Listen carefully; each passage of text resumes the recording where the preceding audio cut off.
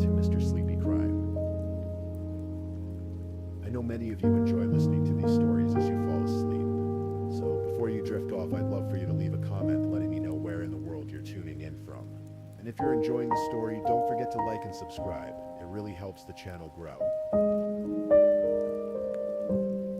Before we begin, I want to acknowledge that this story involves real people and real tragedies. We tell these stories not for entertainment, but to remember the victims and perhaps help others recognize the warning signs that could prevent similar tragedies. For the best experience, feel free to lower the volume a little, just enough to let the story gently carry you off to sleep. Alright, please get comfortable, dim the lights, and let's dive into tonight's first story. Tonight, we're traveling to Missouri, to the quiet towns along the Mississippi River, to a place where families grow, where people work hard, and where one woman tried desperately to build a safer life for herself and her 3 children. This is the story of Jacques Sue Waller, a mother of triplets who disappeared on a warm June day in 2011. And though her story contains darkness, it also contains love, determination, and a family that never stopped searching. Jacques Sue Rawson was born in 1971 in Bonne Terre, Missouri, a small town whose name means good earth in French. She grew up in nearby Stade-Genevieve, one of Missouri's oldest towns, settled along the western banks of the Mississippi River. Stade-Genevieve was the kind of place where everyone knew everyone, where history ran deep in the limestone buildings and narrow streets. It was a good place to grow up. Jack was close with her parents, Stan and Ruby Rawson. She had sisters, and though they had their separate lives as young women do, they maintained that connection that families in small towns often keep. Jacques was raised with Midwestern values: hard work, loyalty, family. She carried these with her as she moved into adulthood. In the 1990s, Jacques met a man named James Clay Waller. Everyone called him Clay. He was socially awkward, with a stutter that made conversation difficult. But Jacques saw something in him. They married sometime in the 90s, and Jacques hoped for the life she'd dreamed of: a home, children, stability. But from the beginning, Jacques' parents didn't care for Clay. Her father, Stan, would later say that Clay seemed arrogant, that he just wasn't compatible with their family. There was something about him that didn't sit right. Clay had worked briefly at the sheriff's department, but he was terminated after just a year. After that, he bounced from job to job, never able to hold a position for very long. While Clay struggled with employment, Jacques worked her way up to become a manager at Anthem Blue Cross Blue Shield, an insurance company where she would work for 9 years. She became the provider, the steady one, the one holding things together. For years, Jacques and Clay tried to start a family. When natural conception didn't happen, they turned to in vitro fertilization. And on October 14th, 2005, Jacques gave birth to triplets, 3 babies all at once, 2 girls and a boy. They named them Avery, Maddox, and Addison. Jack's sister Cheryl Brennicky would later say that Clay was not a very active parent. He rarely helped Jacques care for the 3 babies. But Jacques embraced motherhood with everything she had. She worked 40 hours a week at her demanding job, then came home to 3 toddlers who needed everything: feeding, changing, bathing, playing, teaching. Multiply every parenting task by 3. It was exhausting, but Jacques loved it. She loved her busy, crazy life with triplets. As the children grew, Jacques did everything she could to give them a normal childhood. She taught them to ride their bikes. She took them to the park. She was present, devoted, determined to be the mother they deserved. Friends at work said she lit up whenever she talked about Avery, Maddox, and Addison. They were her world. But behind the scenes, the marriage was deteriorating. Clay began having affairs, multiple affairs. And as Jacques grew stronger, as she built her career and raised their children, Clay seemed to resent her independence. He became controlling, then threatening. Their home, which should have been filled with the laughter of 3 young children, was instead filled with tension. Jacques' sister Cheryl didn't live nearby at first. But as the years went on, the 2 sisters grew closer, and the more Cheryl learned about Jacques' marriage, the more concerned she became. She didn't like Clay. She could see what he was doing to her sister. By 2011, Jacques had reached her limit. The triplets were 5 years old now, in kindergarten, starting to understand the world around them, and Jacques knew she had to leave. She deserved better. Her children deserved better, so she made the difficult decision she was going to divorce Clay Waller. But Clay didn't take it well. Not at all. When Jacques first mentioned divorce, Clay's response was immediate and chilling. He told her directly, plainly, with no ambiguity. "You take those kids from me, Jacques, I will kill you." He said it more than once. He said it many times. In fact, over the course of a year, Clay threatened Jacques repeatedly. He told her that if she divorced him, if she tried to take his children, she would be signing her death warrant. These weren't vague warnings or arguments spoken in the heat of anger. They were clear, specific threats, and Jacques knew he meant them. She confided in Cheryl. She told her sister that she was afraid, that Clay was capable of violence. Jacques' parents, Stan and Ruby, also grew increasingly worried. They knew their daughter was in danger, but Jacques was determined to move forward. She couldn't stay in that marriage. She had to protect herself and the children, and the only way to do that was to leave. In the months leading up to June 2011, Jacques and Clay separated. Jacques and the triplets moved in with Cheryl and her husband, Bob Brennecke, and their children in Genevieve County. It was crowded, but it was safe. The triplets loved being there, surrounded by cousins, away from the tension they'd felt at home. Jacques could breathe again. Clay, meanwhile, started dating someone new. He had a girlfriend, and from the outside it seemed like he was moving on. Maybe, Jacques thought. Maybe this would be okay. Maybe he would let go. The divorce proceedings moved forward. Lawyers were hired, paperwork was prepared, and finally a date was set. June 1st, 2011. On that day, Jacques and Clay would meet with their divorce attorney to sign the final papers. And then it would be over. Jacques would be free. She even started dating someone new herself. She had a boyfriend, someone who treated her well, someone who made her feel valued. She and the triplets were planning to move to Farmington, Missouri to start fresh. A new life, away from Clay, away from the fear. The triplets would have a normal childhood. Jacques would have peace. June 1st was supposed to be the beginning of everything.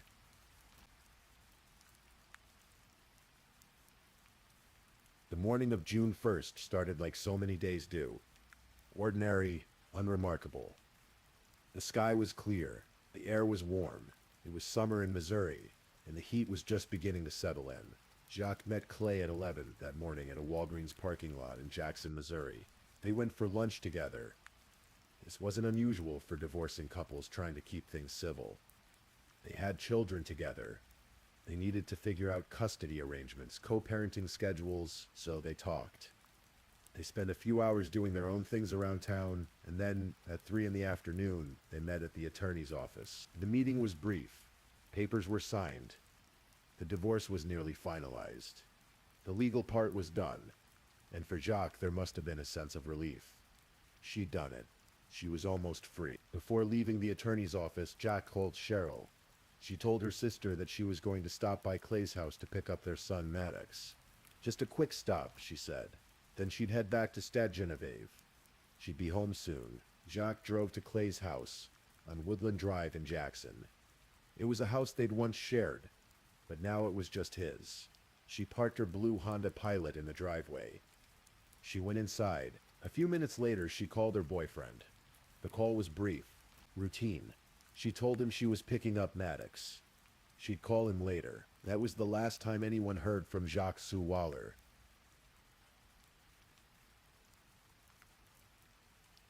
By 7 that evening, Cheryl was worried. Jacques should have been home by now. It was only supposed to be a quick stop. Cheryl tried calling her sister's cell phone. It went straight to voicemail. She called again and again. Nothing. Cheryl called Clay. "Have you seen Jacques?" she asked. "No," Clay said. "She left hours ago." But Cheryl didn't believe him. She knew her sister. She knew Jacques wouldn't just disappear. And she knew Clay. She knew his threats. So Cheryl drove to the Jackson police station that very night, still in those early hours when most missing person reports aren't even filed yet. And she told the police everything about the threats, about the custody battle, about her certainty that something terrible had happened. The Jackson police took her seriously. They sent an officer to Clay's house immediately. Clay told the officer a story. He said that Jacques had come to his house that afternoon, around 4. They talked about the divorce. But Jack got upset. She left on foot, he said. He left the house himself after that, running errands. When he came back around 6, he noticed her Honda Pilot was gone from the driveway. He assumed she'd come back for it and driven home. But the story had problems from the start. Why would Jock leave on foot and then come back for her car? Where had she walked to? And why hadn't anyone seen her? The next morning, June 2nd, a driver on Interstate 55 spotted Jack's blue Honda Pilot abandoned on the side of the road. It had a flat tire. The doors were unlocked. Jack's purse was inside. Her phone was inside. The keys were in the ignition, but Jack was gone. Police processed the vehicle. They found no signs of a struggle inside the car, but something was wrong. Everything was wrong. A mother of 3 doesn't just abandon her car on the interstate with a flat tire and walk away, leaving her purse and phone behind. The community mobilized immediately. Search parties formed. Volunteers combed hundreds of acres around Jackson and Cape Girardeau. They searched wooded areas, creek beds, abandoned buildings, anywhere Jack might be. Days turned into weeks. Weeks turned into months.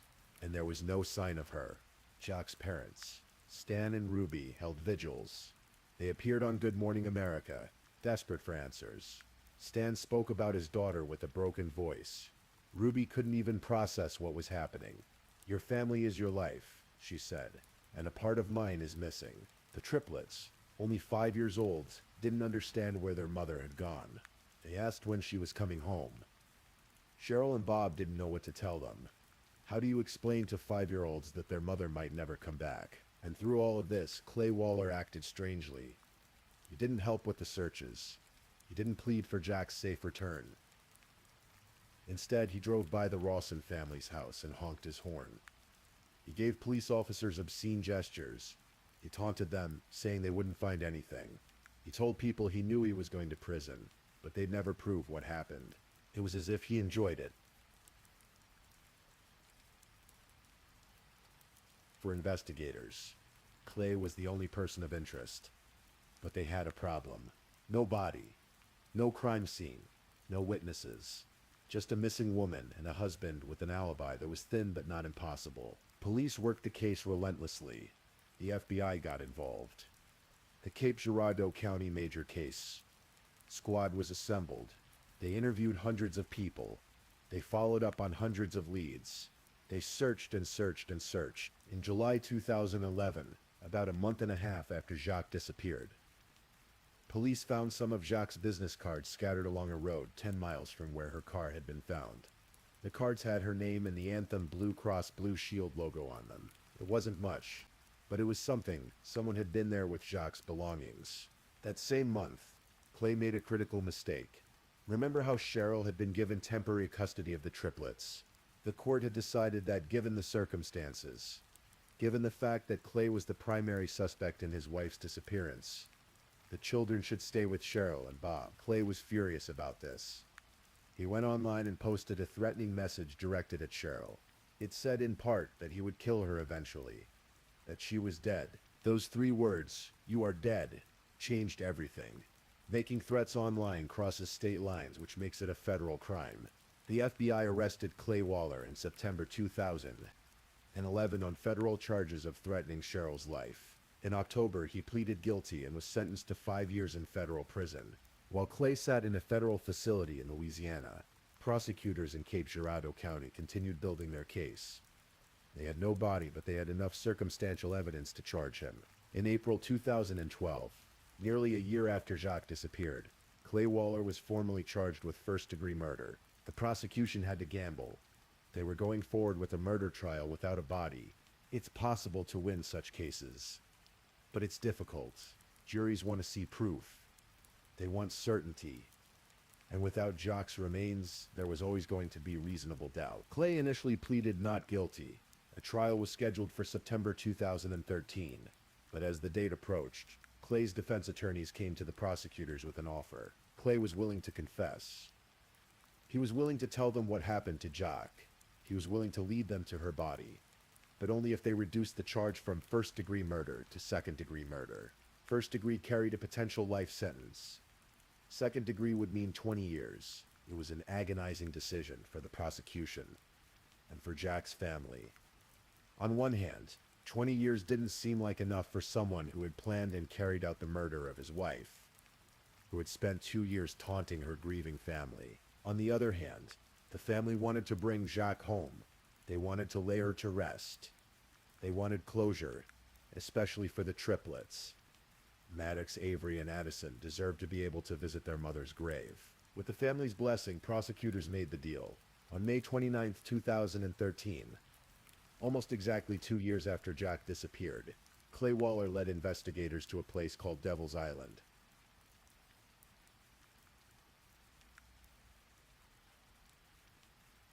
Devil's Island is not a tropical prison or an exotic location.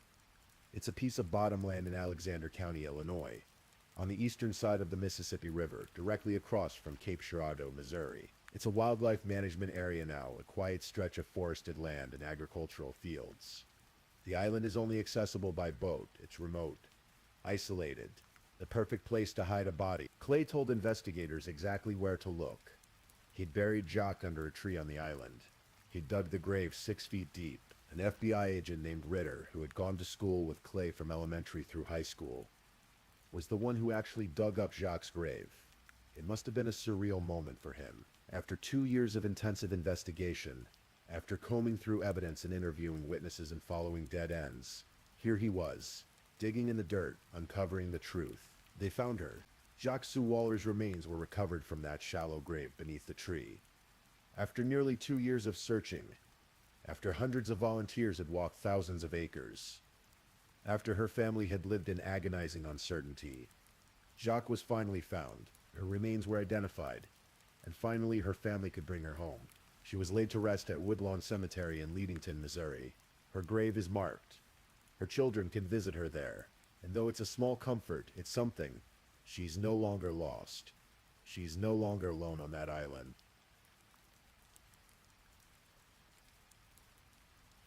On June 6, 2013, Clay Waller appeared in Cape Girardeau County Court. He pleaded guilty to second-degree murder, and as part of the plea deal, he had to confess in open court. He had to say what he'd done. Clay told the story, but like everything with Clay, the story was full of lies. He admitted that a year before the murder, when Jacques first mentioned divorce, he told her, "You take those kids from me, Jacques, I will kill you." He admitted he'd threatened her repeatedly, and he admitted that he'd planned ahead. On May 31st, 2011, the day before they met with the attorney, Clay took a boat across the Mississippi River to Devil's Island, and he dug a grave, 6 feet deep, beneath a tree, in soil that wouldn't be disturbed. He knew what he was going to do. But then Clay lied about how the murder actually happened. He claimed that after the meeting with the attorney, Jacques asked him for one last bang. He said they went back to his house and had sex. During this, he said he accidentally banged his head into her nose, causing a nose. Jacques got upset, he claimed, and threatened to file domestic violence charges. And that's when he said he lost control and killed her. Investigators don't believe any of this.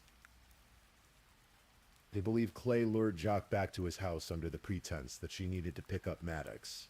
They believe the murder was entirely premeditated. He dug the grave the day before. He had a plan, and when Jacques walked into that house on Woodland Drive, trusting that she was just picking up her son, Clay attacked her. He beat her.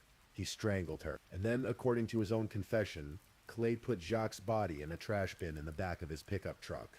Later that day, he took his girlfriend and one of the triplets to Toys R Us to buy a toy. While they shopped, while his girlfriend smiled and his son picked out a toy, Jacques' body was in the truck bed outside in the parking lot. After the trip to the toy store, after his girlfriend went home, Clay drove to Cape Girardeau. He put Jacques' body in his boat.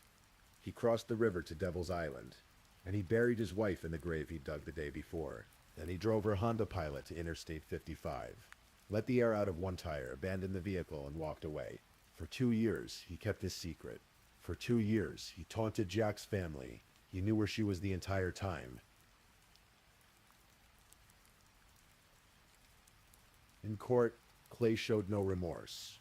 He never apologized. He blamed Jacques for provoking him. He blamed her for wanting a divorce. He blamed her for everything except what he'd actually done, which was murder her in cold blood. The judge, Judge Lewis, did not mince words. He told Clay directly, "This is not what you deserve, but it will have to do." Sheriff John Jordan of Cape Girardeau County called the day bittersweet. Sweet because Clay was finally confessing publicly. Bitter because 20 years didn't feel like justice. But perhaps the most powerful moment in the courtroom came from Clay's son, Maddox. At just 7 years old, Maddox had written a victim impact statement. It was read aloud in court. Even at that young age, Maddox understood what his father had done, and he wanted his father to know exactly how he felt. Nearly everyone in the courtroom was visibly moved by the boy's words. Tears were shed, hearts broke. Everyone perhaps except Clay Waller. He sat there, stone-faced, unmoved by his own son's pain. Cheryl Brennicke, Jacques' sister, also spoke in court. She had been granted custody of the triplets and was in the process of adopting them with her husband Bob. She looked at Clay and said, "We only got to bury her because it benefited you, not because you care so much about your own children and when they were suffering, but because it benefited you." She was right. Clay only revealed where Jacques was buried because it got him a lighter sentence. Not because he felt guilty, not because he wanted to give the children closure, only because it helped him. Clay Waller was sentenced to 20 years in prison for second-degree murder. His sentence would run concurrently with the 5 years he was already serving for the federal threat charges. He would be eligible for parole eventually, but the story didn't end there.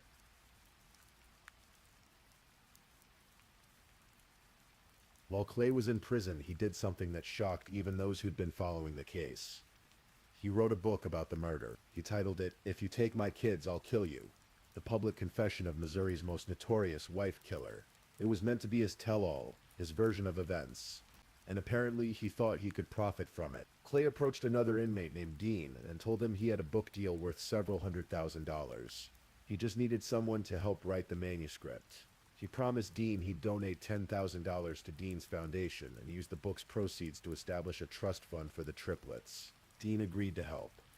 They worked on the book together over that summer. But as they worked, as Dean listened to Clay talk about the murder, he realized something crucial. Clay had manipulated him. Clay wasn't remorseful. He didn't care about his children. He just wanted attention and money. When the manuscript was finished, Dean did something extraordinary. Without Clay knowing, he had the manuscript smuggled out of prison and given to a fellow inmate's mother. Clay was furious when he found out. He claimed Dean tried to extort him.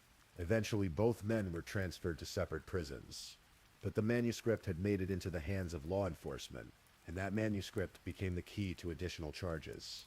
Federal prosecutors were dissatisfied with the 20-year sentence. They believed Clay deserved more, so they looked for another way to charge him. And they found it, because Clay had dug Jacques' grave in Illinois, and then returned to Missouri with the intent to kill her. He had crossed state lines with the intent to commit murder. That's a federal crime under the Interstate Domestic Violence Act. In May 2016, Clay Waller was indicted on federal charges of interstate domestic violence. The manuscript he'd written was used as evidence. In it, he detailed his premeditation, his planning, his crossing of state lines. Clay eventually pleaded guilty to the federal charge. In October 2017, he was sentenced to an additional 35 years in federal prison. That sentence would begin after his 20-year state sentence was completed. As part of the federal sentence, Clay had to forfeit any proceeds from any depiction of his crime in any form. Movie, book, newspaper, magazine, radio, television, anything. He would never profit from Jacques' murder. Clay Waller is currently in prison. He will not be eligible for release until 2047. If he lives that long, he'll be in his 80s.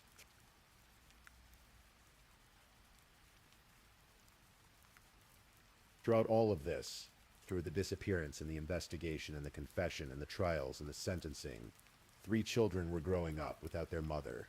On November 12, 2013, a day chosen for being easy to remember, Cheryl and Bob Brennicke officially adopted Maddox, Avery, and Addison. They called it Gotcha Day.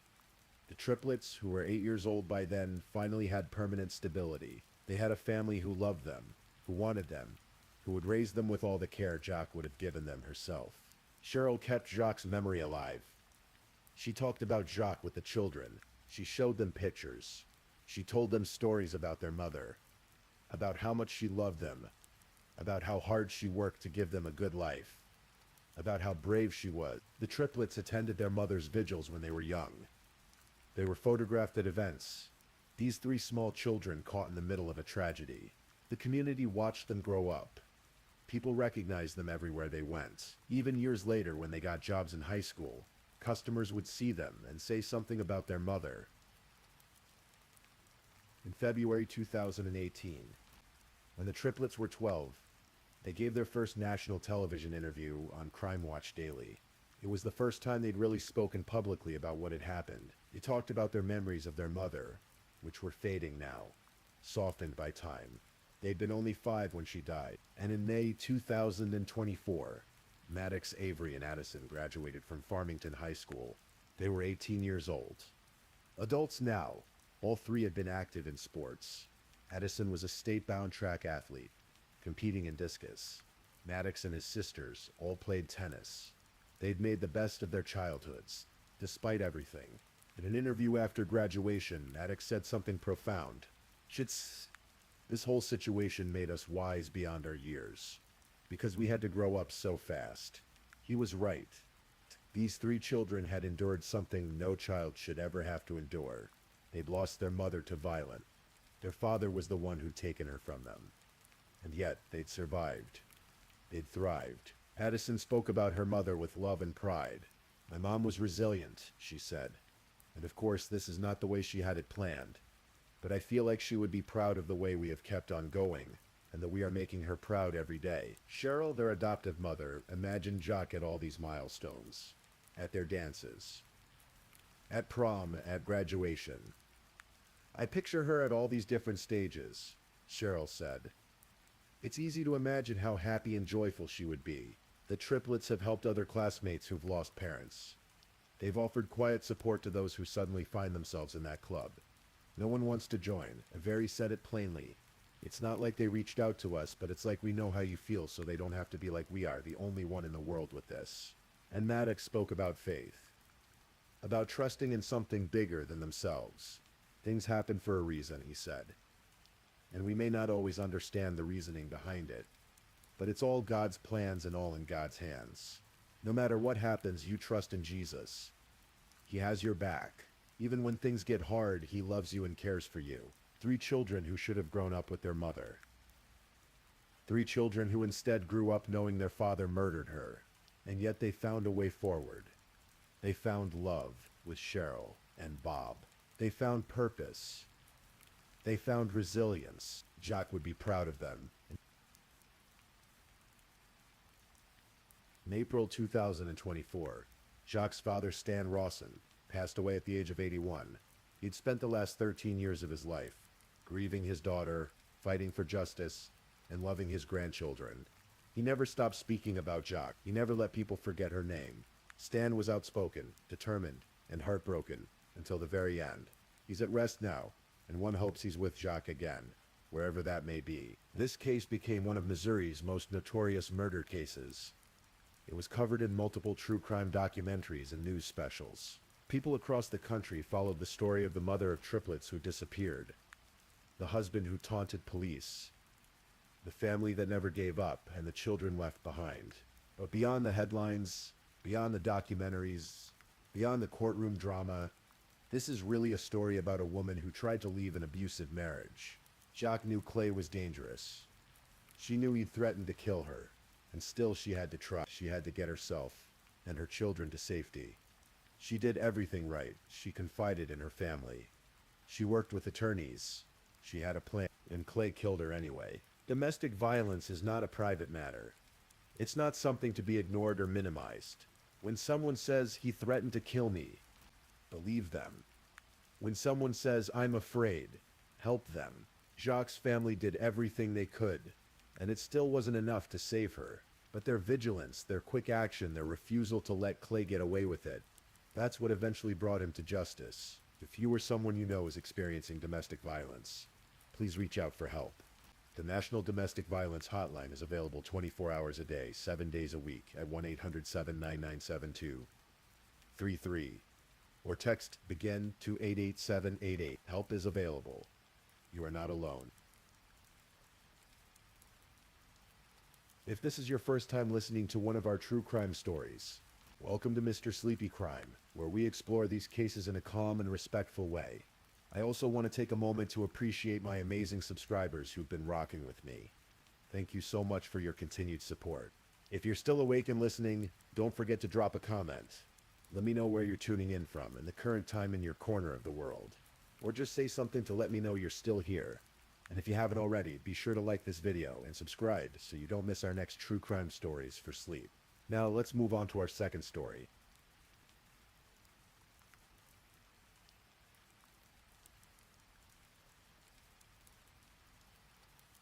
Story 2. Tonight I'll tell you a story. A story about a sunny morning in Florida. About a marriage that lasted only 6 months. About cameras hidden in cars and a crime scene that never was. This is the story of Mike DiPolito, and the morning his world turned upside down. In the summer of 2008, in the warm palm-lined streets of Boynton Beach, Florida, two people met under circumstances neither would probably admit to their families. Michael DiPolito was a man in his late 30s, a self-employed marketer with a complicated past. He had served time in federal prison years earlier for an investment fraud scheme that had cost investors nearly $200,000. When he walked out of those prison gates, he carried with him a probation sentence that would stretch all the way to the year 2032. Mike was married at the time, living what appeared to be a settled life. But something was missing. Through a website that connected clients with escorts, he met a young woman named Dalia Muhammad. She was 26 years old, beautiful, with long dark hair and striking green eyes. Dalia had been raised in New York by an Egyptian father and Peruvian mother before her family relocated to Florida when she was 13.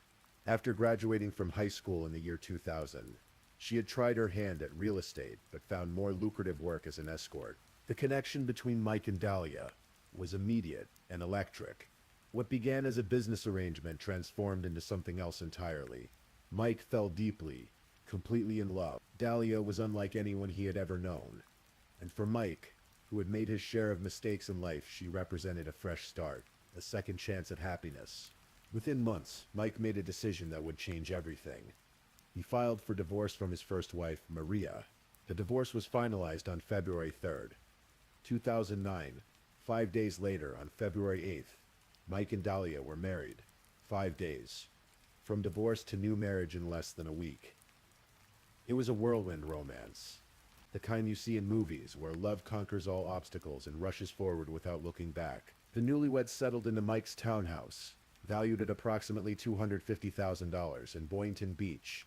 They spent their evenings curled up together on the couch, watching reality television shows. Both Mike and Dalia dreamed of that life, the glamorous existence they saw on their screen. The expensive cars, the beautiful homes, the cameras following your every move. They wanted fame. They wanted fortune. They wanted to be noticed. But in the humid Florida heat, beneath the surface of those dreams, something else was growing. Something darker. Marriage is never easy, but for Mike and Dalia, trouble arrived almost immediately. Mike began to notice strange things happening around him. Anonymous tips reached the Boynton Beach Police Department, claiming that Mike DiPolito was dealing drugs. Officers would pull him over, search his vehicle, question him.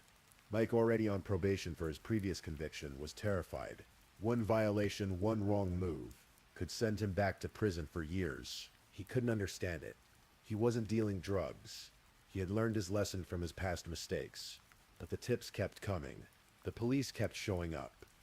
And Mike's anxiety grew with each encounter. Then there were the mornings when Mike would wake up feeling violently ill. On one occasion, after Dalia brought him a coffee from Starbucks, he became so sick that he was bedridden for days. His body racked with pain, his stomach in knots. At the time, he thought it was food poisoning or perhaps a flu. He never suspected that the woman sleeping beside him, the woman he had rushed to marry, might have put something in his drink. Antifreeze. Some would later speculate, a clear, sweet-tasting liquid that could kill in sufficient quantities or make someone desperately ill. Mike's world was becoming increasingly unstable, and in his fear he made a decision that would have devastating consequences. By the end of July 2009, convinced that he might be arrested on false drug charges, Mike signed over the title to his townhouse to Dahlia. He wanted to protect his assets. He told himself, if he went to prison, at least Dahlia would have a home. At least something would be safe. He didn't know that Dahlia herself had been the one making those anonymous calls to police. He didn't know that every moment of his growing paranoia was part of a carefully constructed plan. And he didn't know that by signing over his home, he had just given her exactly what she wanted. But someone else knew what Dahlia was planning. His name was Mohammed Shihadeh. Mohammed Shihadeh was 40 years old, a Jordanian businessman who owned several gas stations in the Boynton Beach area. He lived the life that Mike and Dahlia aspired to, traveling to Las Vegas to play poker, enjoying the fruits of his business success. He had known Dahlia for approximately 15 years, far longer than Mike had. Their relationship had always been complicated, flirtatious, on and off. When Dahlia needed something, she would call Mohammed, and Mohammed would help. It was through one of his gas stations that they had first met. She had walked in one day, and Mohammed was immediately drawn to her. They bonded over their Middle Eastern heritage, and over the years that bond deepened into something more than friendship, though less than a committed relationship. In July of 2009, just 5 months after Dahlia had married Mike, she reached out to Mohammed with an unusual request. She told him that Mike was abusive, that he was controlling, that she needed to escape the marriage. She asked Mohammed if he knew anyone who could kill Mike for her. Mohammed was stunned. This wasn't a casual conversation about divorce or separation.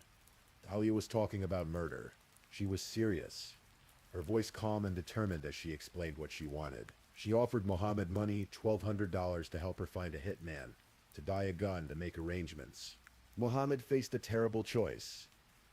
He cared about Dahlia, had cared about her for years, but this was beyond anything he could accept. On July 31st, 2009, Mohammed walked into the Boynton Beach Police Department and told them everything. He said that a friend named Delilah was trying to hire someone to kill her husband. The police were immediately interested, but they needed more than just Mohammed's word. They needed evidence. They needed proof. And so they made Mohammed a confidential informant and equipped his car with hidden cameras and recording devices. The next time Dahlia contacted him about her plan, everything would be captured on video. On August 1st, Mohammed met Dahlia at a gas station. The cameras were rolling as they talked. Dahlia's voice was clear and unwavering as she discussed hiring a hitman. She wanted Mike dead. She wanted him out of her life permanently. Mohammed told her he had found someone who could do the job. Someone who would need $1,200 to purchase a weapon and complete the hit. Dahlia agreed without hesitation. She gave Mohammed the money, and the trap began to close around her.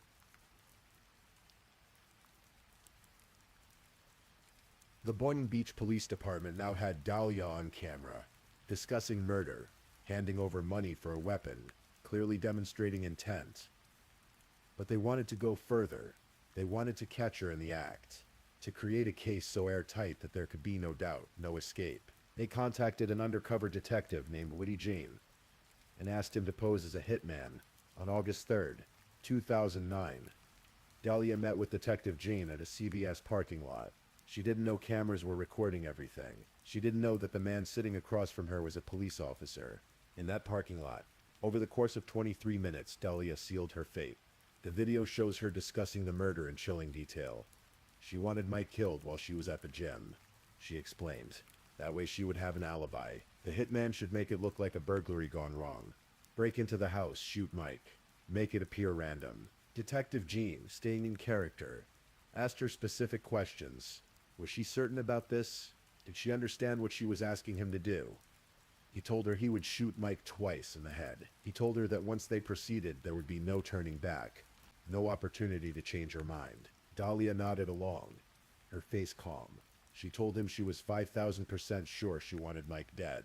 When asked about payment, she agreed to $7,000 total. She also suggested an alternative plan.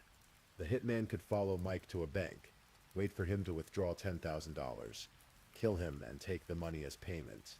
Mike would in effect finance his own murder. The police now had everything they needed, but they decided to go even further to create a moment so dramatic, so theatrical, that it would become one of the most infamous sting operations in recent American history. It happened that the reality television show Cops was filming in Boynton Beach at that time. The police made an arrangement with the show's producers. They would stage a fake murder scene at Mike and Dahlia's home, and the cameras would be there to record Dahlia's reaction when she was told her husband was dead.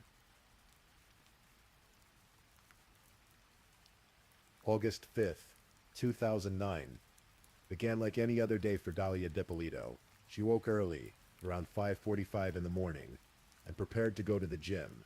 Mike was still recovering from recent surgery, so he stayed in bed as Dahlia gathered her things. She kissed him goodbye, walked out to her car, and drove the short distance to the gym. But Mike didn't go back to sleep. Minutes after Dahlia left, there was a knock on his door.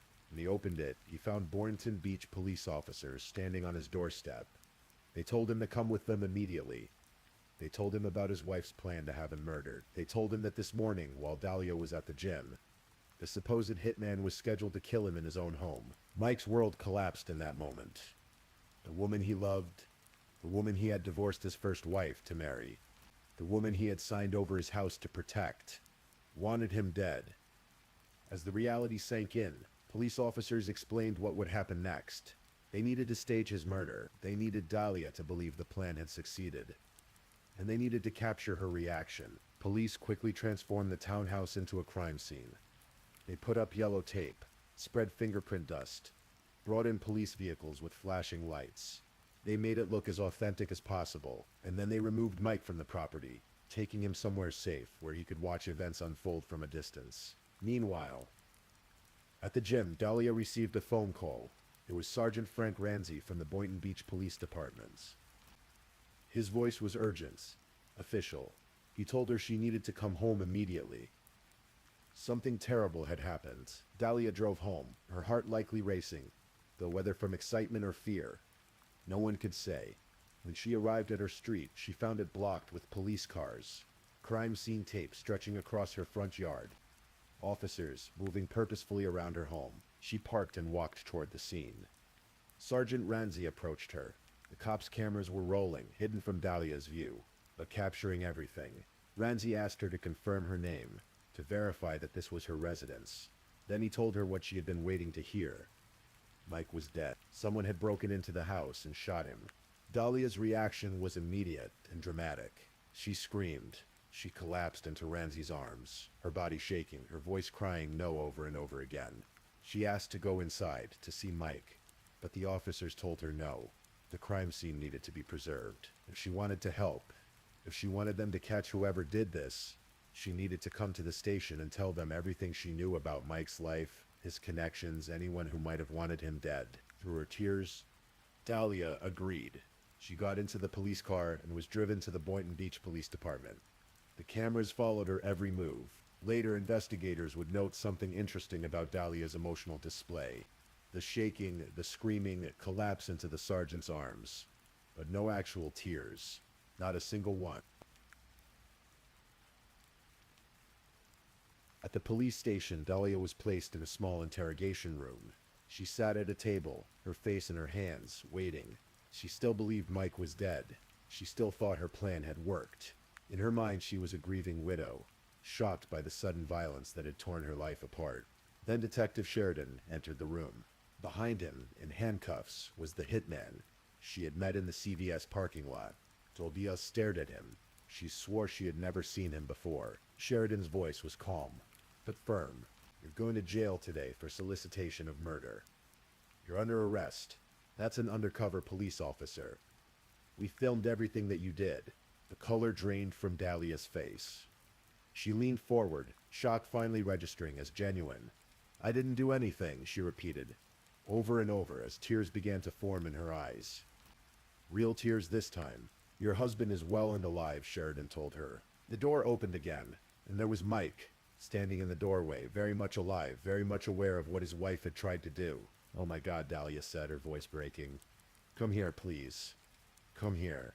But Mike didn't come to her. He stood in the doorway, looking at the woman he had married. Just 6 months earlier, the woman who had plotted to have him killed for his money and his home. He said nothing. There was nothing left to say. As the interrogation began in earnest, Dahlia refused to answer questions. She pouted, cried, asked repeatedly to call her mother. The evidence against her was overwhelming. The videos, the audio recordings, the testimony from Mohammed and the undercover officer, the fake crime scene, everything pointed to one inescapable conclusion.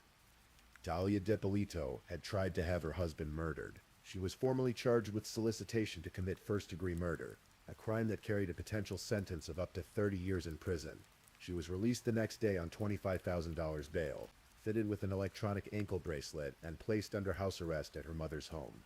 The videos of the sting operation were released to the public and quickly went viral. The footage of Dalia meeting with the undercover officer, discussing murder with such cold calculation, the video of her arriving home to find the fake crime scene, her theatrical collapse into the sergeant's arms, the moment in the interrogation room when she learned Mike was alive. Millions of people watched, fascinated and horrified by what they saw. Dalia Dipolito's first trial began in April of 2011. By then, the case had become a media sensation. The videos replayed endlessly on television news programs and internet sites. Public opinion had largely already convicted her, but in the courtroom, her defense attorney, Michael Salnick, presented a surprising argument. It was all fake, he claimed. The entire murder-for-hire plot was a scripted performance, an elaborate hoax designed to get Mike and Dalia noticed by reality television producers. Mike Salnick argued, was a fan of shows like Jersey Shore and Cheaters. He had orchestrated the entire scheme, hoping it would capture the attention of someone in the television industry and launch them to fame. Dalia, according to this defense, believed she was participating in a video project with Mike and Mohammed. She thought the cameras were recording a fake scenario that would be edited and presented to television executives. She expected Mike to reveal the hoax after she was arrested, clearing her name and launching their joint reality show. It was an audacious defense, almost unbelievable in its scope, and both Mike and Mohammed denied it completely. They testified under oath that Dalia had genuinely wanted Mike dead, that there had been no video project, no planned hoax, no reality show scheme. The prosecution, led by Elizabeth Parker, painted a different picture. Dalia, they argued, was a calculating gold digger who had married Mike for his money and his townhouse. She had discovered he wasn't as wealthy as she hoped, and she had a lover, Mike Stanley, with whom she was exchanging explicit text messages even while planning her husband's murder. She wanted Mike dead so she could take his assets and be with Stanley free from any messy divorce proceedings. The evidence was damning. The jury watched the video of Dalia meeting with the undercover officer, heard her say she was 5,000% sure she wanted Mike dead. They saw the fake crime scene, her emotional display, the moment of revelation in the interrogation room. They read the text messages between Dalia and her lover. After just 3 hours of deliberation, the jury returned a verdict: guilty of solicitation to commit first-degree murder.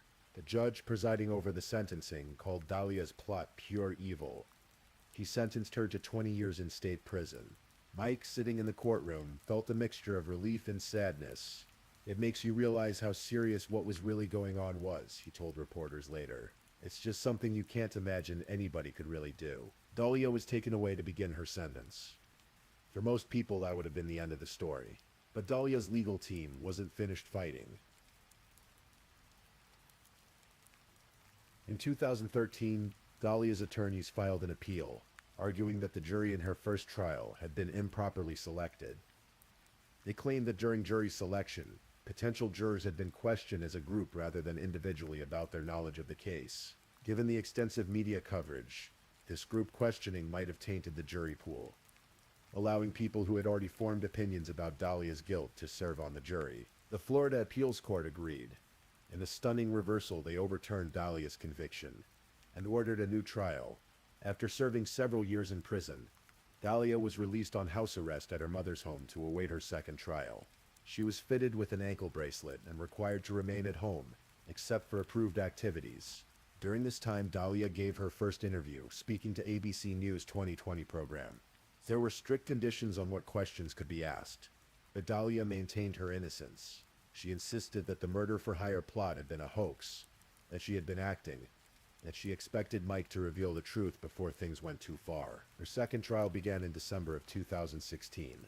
This time, her defense team, led by attorney Brian Claypool, took a more aggressive approach.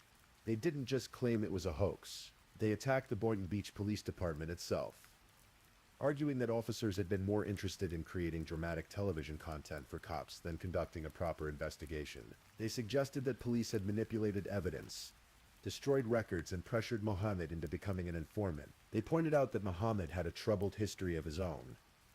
In March of 2017, just months before he would testify at Dalia's third trial, Mohammed had been found unconscious outside a motel room where a woman had died of a drug overdose. Police had investigated but filed no charges. His credibility, the defense argued, was questionable, but the prosecution maintained their position. They replayed the videos, presented the audio recordings, showed the text messages. No amount of police misconduct, they argued, could explain away Dalia's own words on those recordings. "I'm 5,000% sure. I want him dead." The evidence spoke for itself. This time, however, the jury couldn't agree. After 9 hours of deliberation spread over 2 days, they sent a note to the judge. They were hopelessly deadlocked. The judge polled them privately and discovered they were split 3-3, perfectly divided. He had no choice but to declare a mistrial. Dalia returned to house arrest. The prosecution announced they would try her a third time, and Dalia, now the mother of a young son born during her time on house arrest, continued to maintain her innocence. The third and final trial began in June of 2017. By now, 8 years had passed since that August morning, when Mike thought he might die in his own home. 8 years of legal battles, media coverage, public scrutiny. The story had become a fixture in true crime culture. The videos watched millions of times online. This trial moved more quickly than the others. The evidence remained the same, the arguments familiar, but something was different this time. The jury, selected carefully after 2 previous trials, seemed to view the case with fresh clarity. On June 16, 2017, after just 90 minutes of deliberation, they returned with their verdict: guilty of solicitation to commit first-degree murder. Dalia showed little visible reaction. She had been through this before, after all. But this time there would be no appeal based on jury selection. This time, the conviction would stand. On July 21st, 2017, Dalia appeared before Circuit Judge Glenn Kelly for sentencing.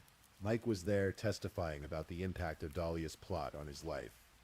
Prosecutors argued for the maximum sentence, describing Dalia as manipulative, calculating, dangerous. They recounted how she had acted in a cold, sophisticated manner, putting a plan in place to kill Mike while maintaining an alibi. Dalia's attorney, Craig Rosenfeld, argued for probation, calling Dalia's actions the worst moment of her life, and insisting she had lived an otherwise exemplary life.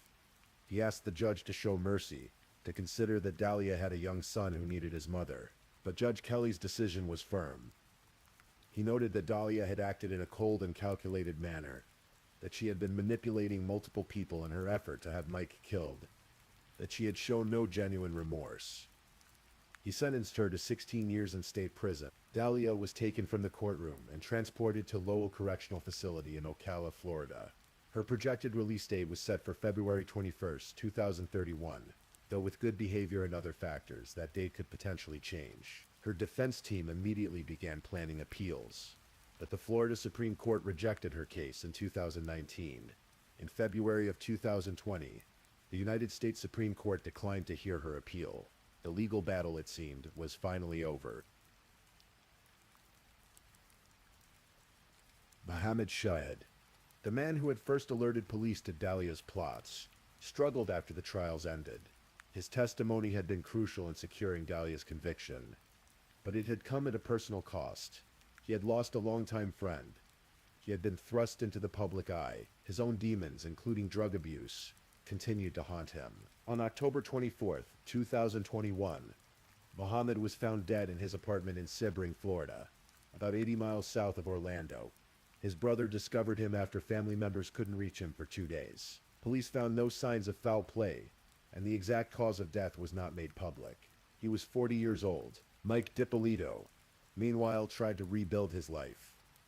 He found love again with a woman named Gloria, whom he met at a restaurant. They connected, began dating, and eventually Mike proposed. In interviews, he spoke cautiously about his happiness. saying it was sometimes hard to accept that good things could happen to him after everything he had been through. Whether Mike and Gloria's relationship lasted is unclear from public records, as Mike has kept a low profile since 2021, but he had done what many thought impossible. He had moved forward with his life, leaving behind the trauma of that August morning, and the woman who tried to have him killed. As for Dahlia, she remains in Lowell Correctional Facility. Her attorney, Brian Claypool, continues to describe her as the most misunderstood woman in the United States, insisting that the public perception of her doesn't match the person he knows. In interviews from prison, Dahlia has maintained her resilience, relying on her faith to cope with incarceration. She gets occasional visits from her son, who lives with her mother. The separation from her child is painful. She has said in interviews, heartbreaking in ways that are difficult to describe. She continues to insist on her innocence, continues to claim that the videos show her acting, that the entire situation was a misunderstood attempt at reality television fame. But the videos remain accessible to anyone with an internet connection. The moment when Dahlia tells the undercover officer she's 5,000% sure she wants Mike dead. The fake crime scene, her dramatic collapse, the interrogation room, revelation. These images have become iconic in true crime culture, replayed in documentaries, discussed in podcasts, analyzed in online forums. And so we come to the end of this story, a story about a marriage that lasted 6 months, a murder plot that was captured on camera, and a legal battle that stretched across 8 years and 3 trials. It's a story about dreams of fame and fortune, about manipulation and betrayal, about the lengths one person might go to get what they want. Was Dahlia DiPolito truly trying to have her husband killed? The evidence suggests yes. 3 juries, across 3 separate trials, heard that evidence and reached the same conclusion. The videos don't lie, prosecutors argued. Her own words, captured on camera, told the truth about her intentions. Or was she, as she and her defenders claim, a woman caught in a misunderstood situation, acting out a script that spiraled beyond her control, manipulated by police, eager for dramatic television content? That question, perhaps, will never be fully answered to everyone's satisfaction. What we know for certain is this. On August 5th, 2009, Mike DiPolito woke up expecting an ordinary day and instead learned that his wife of 6 months had orchestrated a plan to have him killed. We know that the Boynton Beach Police Department staged an elaborate sting operation, complete with a fake murder scene and hidden cameras. We know that the videos of that operation went viral, making Dahlia one of the most recognizable figures in American true crime. And we know that Dahlia is now serving a 16-year sentence in a Florida prison. The townhouse where Mike and Dahlia once watched reality television together, dreaming of fame, still stands in Boynton Beach. The CVS parking lot where Dahlia met with the undercover officer remains unchanged. The beach is still there, waves still lapping against the shore under the Florida sun. But for the people involved, nothing will ever be quite the same. Mike carries the knowledge that someone he loved wanted him dead. Dahlia carries the weight of her conviction, and the years stretching ahead of her in prison. Mohammed Shihadeh is gone, taking whatever inner truth he knew about that summer to his grave. The case of Mike DiPolito reminds us that reality television dreams can turn dark, that marriage, entered into quickly and without full knowledge of the other person, can hide dangerous secrets, that the cameras we think will make us famous might instead capture our darkest moments for the world to see forever. And sometimes when the police knock on your door early in the morning with news that changes everything, the person you need to fear most is the one sleeping beside you. If you're still awake and listening, check whether you've left your little goodnight comment. I always check your comments before I sleep too. And if you haven't already, don't forget to like this video and subscribe so you don't miss our next true crime stories for sleep. Meanwhile, let's move on to our third story.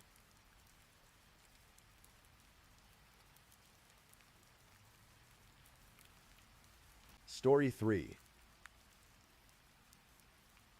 Tonight, let me tell you a story. A story that unfolded in the quiet neighborhoods of Tucson, Arizona, where the desert sun beats down during the day, and the nights bring a cool stillness that blankets the city. This is a story about a man who lived boldly, worked hard, and made both friends and enemies along the way.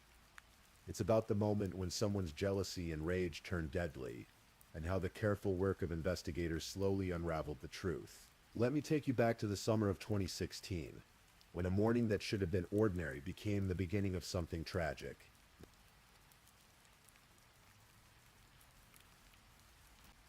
The 18th of July, 2016, started like any other morning in Tucson. The sun was already climbing into the sky, promising another hot Arizona day. But for Christina Trepanitis, something felt wrong from the very first moment she woke up. Christina, who went by Christy, had been engaged to Nicholas Morales for several months. She had waited 40 years to find the right person. She would later say, and when she met Nick, she knew he was the one. They were planning their wedding, talking about their future together, building a life. Every morning Nick would text her. It was part of their routine, a small gesture that connected them even when they weren't together. But that morning there was no text, no call, nothing. Christy tried to push away the worry, and maybe he overslept, maybe his phone died. But as the morning wore on and she still heard nothing, the unease grew stronger. She called him, once, twice. No answer. She tried his work phone. Still nothing. By mid-morning, she couldn't ignore the gnawing feeling in her stomach anymore. She got in her car and drove to Nick's house. A comfortable home in a quiet Tucson neighborhood. She had a key. She let herself in, calling his name as she walked through the rooms. The house was quiet. Too quiet. She made her way to the master bedroom. And that's when her world shattered. Nick was lying on the floor, naked, motionless. There was blood. So much blood, and holes, bullet holes. In his body, in the walls, everywhere. She later told investigators that she zeroed in on him immediately, and in that instant she knew. The man she was supposed to marry, the man she had waited her whole life to find, was gone. Her hands shaking, she called 911. Her voice was breaking as she told the dispatcher what she had found. The man she loved, dead, riddled with bullets in his own bedroom. When detectives from the Pima County Sheriff's Department arrived at the scene, they were met with a brutal picture. Nicholas Morales, 45 years old, a former United States Marine, lay dead in his bedroom. He had been shot 8 times. 8 times. One of those bullets had struck him directly in the middle of his forehead, a fatal shot that would have ended his life almost instantly. The investigators counted 11 shell casings scattered around the room. The walls were pocked with bullet holes, suggesting that Nick may have tried to move, tried to escape his attacker, but there had been no escape. This wasn't a crime of passion that spiraled out of control. This was an execution. But there was more. A large piece of the bedroom rug was missing, clearly cut away. There was blood on a broken window pane. The floor was sticky in places and smelled strongly of mouthwash, as if someone had tried to clean up, tried to wash away evidence. And yet, despite the violence, despite the 8 shots fired, none of Nick's neighbors had reported hearing gunshots. One neighbor mentioned hearing an odd noise, maybe around 4 in the morning, but they hadn't been sure what it was. Detective Jennifer Garcia took charge of the investigation. This was her first major homicide case, and it would prove to be one of the most complex she would ever work. As she stood in that bedroom looking at the scene, one thing became clear. Whoever did this had planned it. They had used a silencer to muffle the shots. They had tried to clean up afterward, and they had known exactly when and how to strike. But why? And who? To understand who would want Nick Morales dead, the investigators had to understand who he was. And Nicholas Morales was, by all accounts, a man of contrasts. Born on November 13th, 1970. Nick grew up outside Tucson with his 2 brothers, John and Jason, and his sister, Jessica. He was the prankster of the family, always getting into trouble or getting his siblings into trouble. His brother, John, who was just 18 months older, would later remember Nick as his partner in crime, his closest friend. They had each other's backs, always. When Nick turned 18, he did what his brother had done before him. He enlisted in the United States Marine Corps. He served for just under 4 years. And during that time he saw combat. He was deployed during the Gulf War, and his service earned him the Southwest Asia Service Medal, the Kuwait Liberation Medal, and the Combat Action Ribbon. He was a Marine through and through, tough, disciplined, and fearless. After leaving the military, Nick came home and built a civilian life. He got married, became a father to his son, Nicholas Jr. He pursued a career in aviation, starting out as an aircraft mechanic and working his way up. By 2016, he was the director of maintenance at Marana Aerospace Solutions, a position that put him in charge of a large team and a lot of responsibility. But Nick's leadership style was not for everyone. He was demanding. He was direct. If you weren't doing your job, he would let you know. Some people respected him for it. They appreciated his no-nonsense approach, his dedication to getting things done right, but others found him difficult, abrasive even. He made enemies at work, people who felt humiliated or belittled by his management style. And then there was his personal life. Nick was, to put it simply, a ladies' man. After his marriage ended, he dated several women, often from his workplace. He was charming, confident, charismatic, but he also left a trail of broken hearts. Women who felt used, discarded. His relationships were complicated, messy, and they created tension in an already high-pressure environment. By the time he met Christy, he seemed ready to settle down. He proposed, and she said yes. They were planning their future together, but the ghosts of his past, both professional and personal, were still there, lurking in the shadows. And one of those ghosts, the investigators would come to learn, had decided Nick needed to pay. When Detective Garcia began interviewing people in Nick's life, she quickly realized this case wouldn't be simple. Nick had enemies. A lot of them. There were the ex-girlfriends. 2 women in particular had been involved with Nick in the months before his death. Jessica Stillwell and another woman named Claudia Banks. Both of them had been hurt by Nick. Both had reasons to feel angry. But as Garcia dug deeper, neither of them seemed to fit. They had alibis. And more importantly, there was no physical evidence connecting them to the crime. Then there were Nick's co-workers. Several people at Marana Aerospace Solutions had complained about him.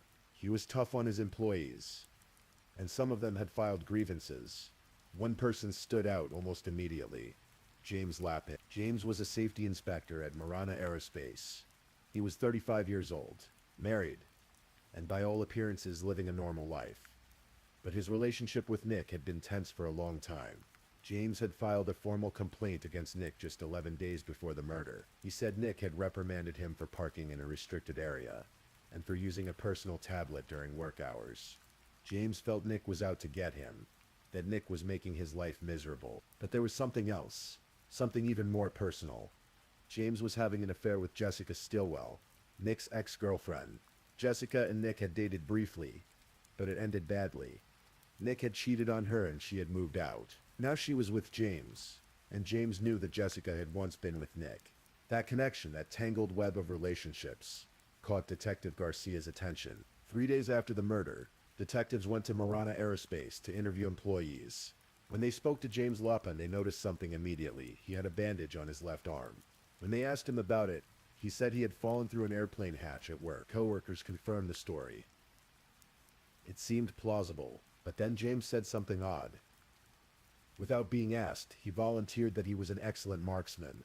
It was a strange thing to bring up in a murder investigation, and it stuck with the detectives. Still, James had an alibi. His wife Serena told police that James had been home with her the entire night of the murder.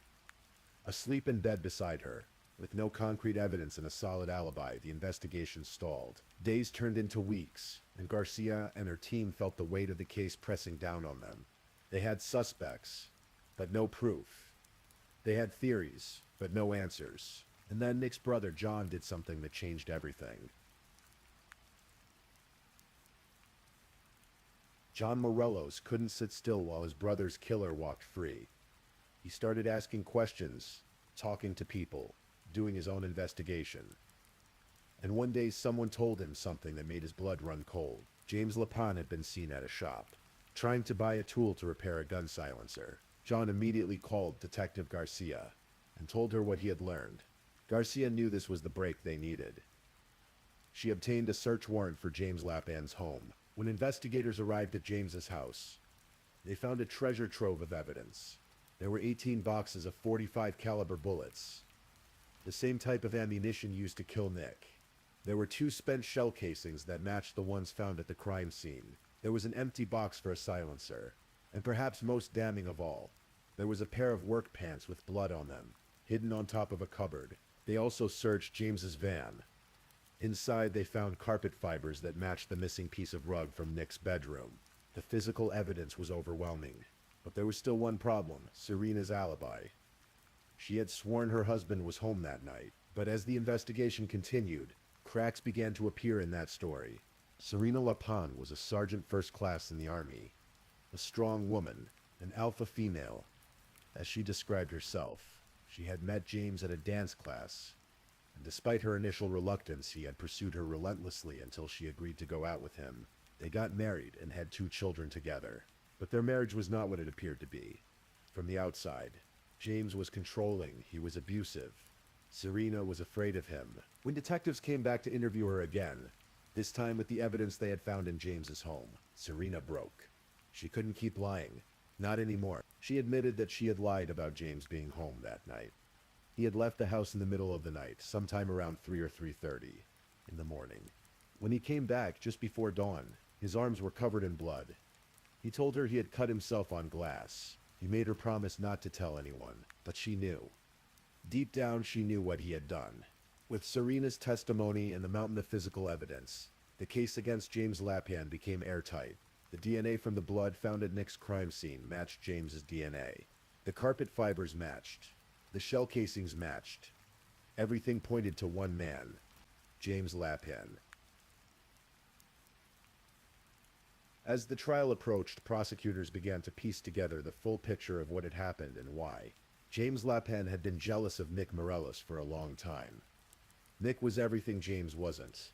Confident, charismatic, successful with women. James had filed complaints about Nick at work, but nothing had changed. If anything, it seemed like Nick only got tougher on him. And then there was Jessica. James was in love with her, but he knew she had been with Nick. He knew that Nick had been with other women from their workplace too. In James's mind, Nick was the problem. Nick was the one who needed to be dealt with. So James made a plan. He had asked Jessica about Nick's dog, Smokey, a pit bull who was protective of Nick. In a text message the night before the murder, James asked Jessica about the dog's name and habits. She told him Smokey was let out every morning at 4 a.m. On the night of July 17th, going into the early morning of July 18th, James left his house. He drove to Nick's home. He climbed onto the roof of the back patio, positioning himself outside Nick's bedroom window. He waited until 4 a.m., when he knew Smokey would be let out. Then, with a .45 caliber pistol equipped with a silencer, he fired through the window. The first shots may have missed or only wounded Nick, because investigators found bullet holes in the walls, suggesting Nick tried to move, tried to hide. But James climbed through the window and finished what he started. He shot Nick 8 times, including one final shot to the forehead. He tried to clean up. He cut away a piece of the rug that had soaked up blood. He wiped surfaces with mouthwash. But in his haste, he left behind his own blood from cuts he sustained breaking through the window. He left shell casings. He left evidence. And when he got home covered in blood, he made his wife lie for him. James Lapin's trial lasted 9 days. So prosecution presented their case methodically, laying out the evidence piece by piece. They showed the jury the shell casings, the carpet fibers, the blood-stained pants.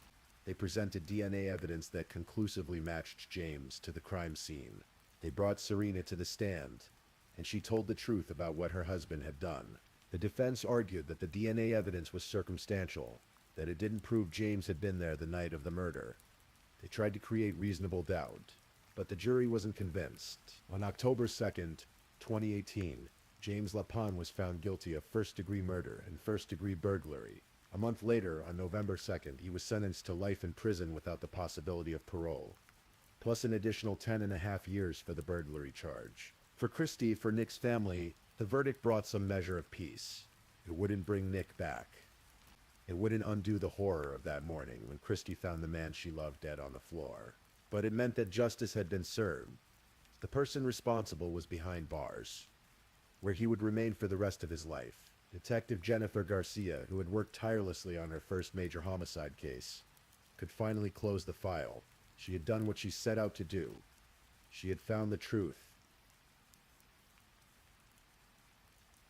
James Lapin is currently incarcerated at the ASP Red Rock Correctional Center in Eloy, Arizona. He has moved from maximum security to medium security over the years. And according to prison records, he has participated in various programs, peer relationships, communication skills, individual change. He even worked handling board games at one point, an oddly normal task in such an abnormal place. But no amount of programming, no amount of time will ever erase what he did. Nick Morelos was 45 years old when he died. He was a father, a brother, a fiancé. He was a Marine who had served his country, a man who built a career, who lived life on his own terms. He wasn't perfect. He made mistakes. He hurt people. But he didn't deserve what happened to him. Christy Trepanitis, as of 2023, still works as a clinical dietitian in Tucson. She has moved forward with her life, but those who know her say she still carries Nick's memory with her. She waited 40 years to find him, and in the end she had him for only a short while. The case reminds us that violence can erupt from the smallest seeds of resentments, jealousy, and rage. A workplace grudge, a romantic rivalry, bruised egos and broken hearts. Sometimes these things fade, and sometimes they turn deadly. Please, I'm just putting it out there. If you're still awake and listening, drop a comment. Let me know where you're tuning in from, the time in your part of the world, or just say something to let me know you're still with me. And of course, if you haven't already, like this video and subscribe so you don't miss the next true crime story for sleep. Now, let's move on to our fourth story.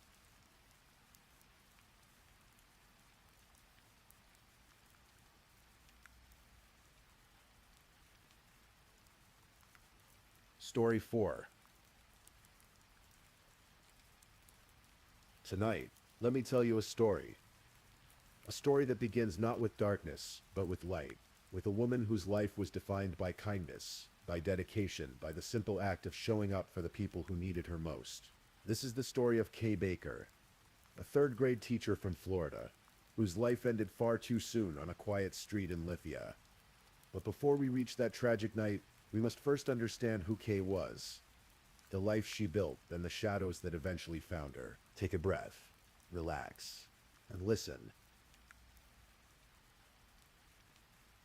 Kyle Elizabeth Baker came into this world on April 29, 1979, in Lansing, Michigan. Born to Mignon Warner and David MP, she grew up in the heartland of America, where seasons changed dramatically and community mattered. From her earliest days, Kay showed a natural inclination toward caring for others. As a teenager, she earned money babysitting, finding joy in the laughter of children and the responsibility of keeping them safe. After graduating from high school, Kay's first job was at a children's daycare. It wasn't glamorous work, but it was meaningful. She would arrive early in the morning, greeting sleepy parents and energetic toddlers with the same warm smile. She had a gift for reading children, understanding their moods, their needs, their unspoken fears. This gift would follow her throughout her life. Kay pursued her passion formally, studying elementary education in college. She was particularly drawn to mathematics and science, subjects that many children struggled with. Kay believed that every child could understand these concepts if they were taught with patience and creativity. She developed her own methods, her own ways of explaining fractions and ecosystems, always meeting children where they were rather than where she thought they should be. By the time she was a young woman, Kay had 2 sons of her own, Mason and Nicholas.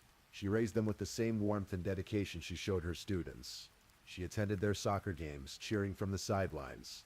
She helped with homework at the kitchen table. She made sure they knew they were loved unconditionally and completely. Kay's first marriage to Kevin Baker eventually ended, but she remained close to her sons and their father. Life moved on, as it does. She kept teaching. She kept showing up. In time, Kay found her way to Florida, drawn by the sunshine and the promise of a fresh start. She settled in the Tampa Bay area, in a quiet suburb called Lithia. It was the kind of place where neighbors knew each other, where kids rode bikes down tree-lined streets, where life felt safe and predictable. Kay secured a position at Cypress Creek Elementary School in Ruskin, teaching third-grade math and science. Her colleagues quickly recognized her talent. Her students adored her. One year, her third graders scored so exceptionally well on their math exams that the district superintendent came to her classroom just to watch her teach, to see what magic she was working. Outside of school, Kay maintained a vibrant social life. She loved trying new restaurants, exploring new places, spending time with friends. She was passionate about Michigan State football, her childhood team, and never missed an opportunity to cheer them on. Friends described her as the kind of person who would give you her last dollar if you needed it. She lit up rooms. She made people smile. She was in every sense of the word beloved. Kay's life was full.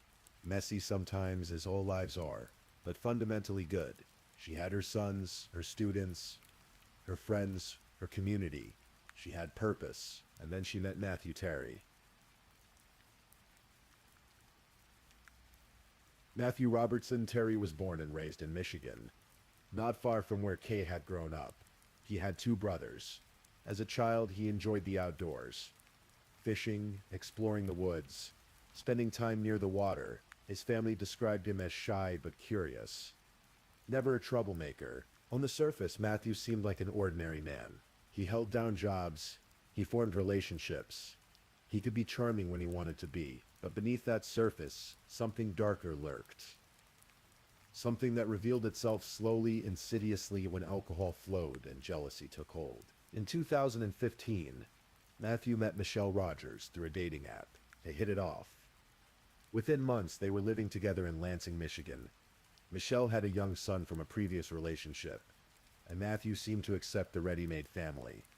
They talked about the future. They built a life together. By 2016, they welcomed a child of their own, a son. For a while, things seemed stable, but cracks began to show. Matthew drank, and when he drank, he became someone else entirely. Michelle noticed at first in small ways. Accusations, suspicious glances, demands to know where she'd been, and who she'd talked to. The warm, charming man she'd met on that dating app was transforming into someone controlling, someone paranoid. Then came St. Patrick's Day, 2017. It started like any celebration might. Matthew and Michelle spent the afternoon bar hopping around Lansing with friends, enjoying the festive atmosphere. Green beer flowed, music played, but as the day wore on, Matthew's demeanor shifted. He grew increasingly intoxicated, stumbling, incoherent, belligerent.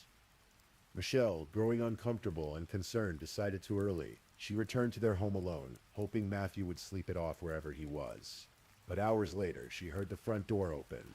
Matthew was home, and he was furious. What happened next would haunt Michelle forever. Without warning, Matthew pushed her to the ground. He punched her repeatedly. She tried to defend herself, to understand what had triggered this rage. But there was no reasoning with him. He slammed her head into the floor again and again until she blacked out. When Michelle regained consciousness, she was disoriented, her head throbbing, blood in her mouth. She sat on the floor with her head in her hands, trying to make sense of what was happening. That's when she heard it. The sound of Matthew rummaging through the kitchen drawers. He was looking for a knife. Michelle's survival instincts kicked in. She tried to stand, tried to move. But before she could escape, Matthew came up behind her. She felt the blade pierce her neck. The pain was searing, immediate. She couldn't breathe properly. She couldn't scream, but she ran. Michelle bolted for the garage door, her hand clutching her bleeding neck. She managed to get outside into the cold Michigan night. Snow covered the ground. She was bleeding heavily, leaving a trail of bright red in the white snow. Matthew followed her. He stabbed her 3 more times in the shoulder as she tried to crawl away. She wrestled with him, desperate to get the knife away. Finally, she managed to knock it from his hand. She fell on top of it, covering the weapon with her body, knowing that if he got it back, she would die. Matthew didn't stop. He began punching her again. Then, in a horrifying escalation, he started biting her face, her arms, anywhere he could reach. Michelle screamed until her lungs burned, until she tasted blood, until she was certain she would die in her own front yard. Neighbors heard the screams. They called 911. They shouted for Matthew to stop. When sirens approached, Matthew finally stood up and walked back into the house, leaving Michelle bleeding in the snow. Police arrived within minutes. They found Michelle barely conscious, covered in blood, with 7 stab wounds and bite marks across her body. Her contact lenses were filled with so much blood that she couldn't see. She had lost a dangerous amount of blood. Paramedics rushed her to the hospital, where she spent 5 days in intensive care. Matthew Terry was arrested and charged with assault with intent to murder. But that's not what he was convicted of. In a plea deal that would later prove catastrophic, Matthew was convicted only of assault with intent to cause great bodily harm, a lesser charge. He was sentenced to up to 10 years in prison. With good behavior in Michigan's parole system, he would serve far less. Michelle Rogers begged the parole board not to release him. She wrote letters. She testified. She warned them that Matthew Terry was dangerous, that he would hurt someone else, that society was not safe with him free. Her warnings went unheeded. In December of 2020, after serving just 3 years, Matthew Terry was released on parole. He moved to Florida. 5 months later, he would meet Kay Baker. Kay and Matthew's relationship began the way many midlife romances do, with optimism and the hope of companionship. Both had been through previous relationships. Both understood life's complications. They connected over shared interests and the comfort of not being alone. Matthew moved into Kay's home on Cateridge Drive. In Lithia, it was a modest house in a quiet neighborhood. Exactly the kind of place Kay had always envisioned for herself. She introduced Matthew to her friends. He met her sons. Life seemed to be moving forward, but Kay's friends noticed things. Small things at first. Matthew was jealous, possessive.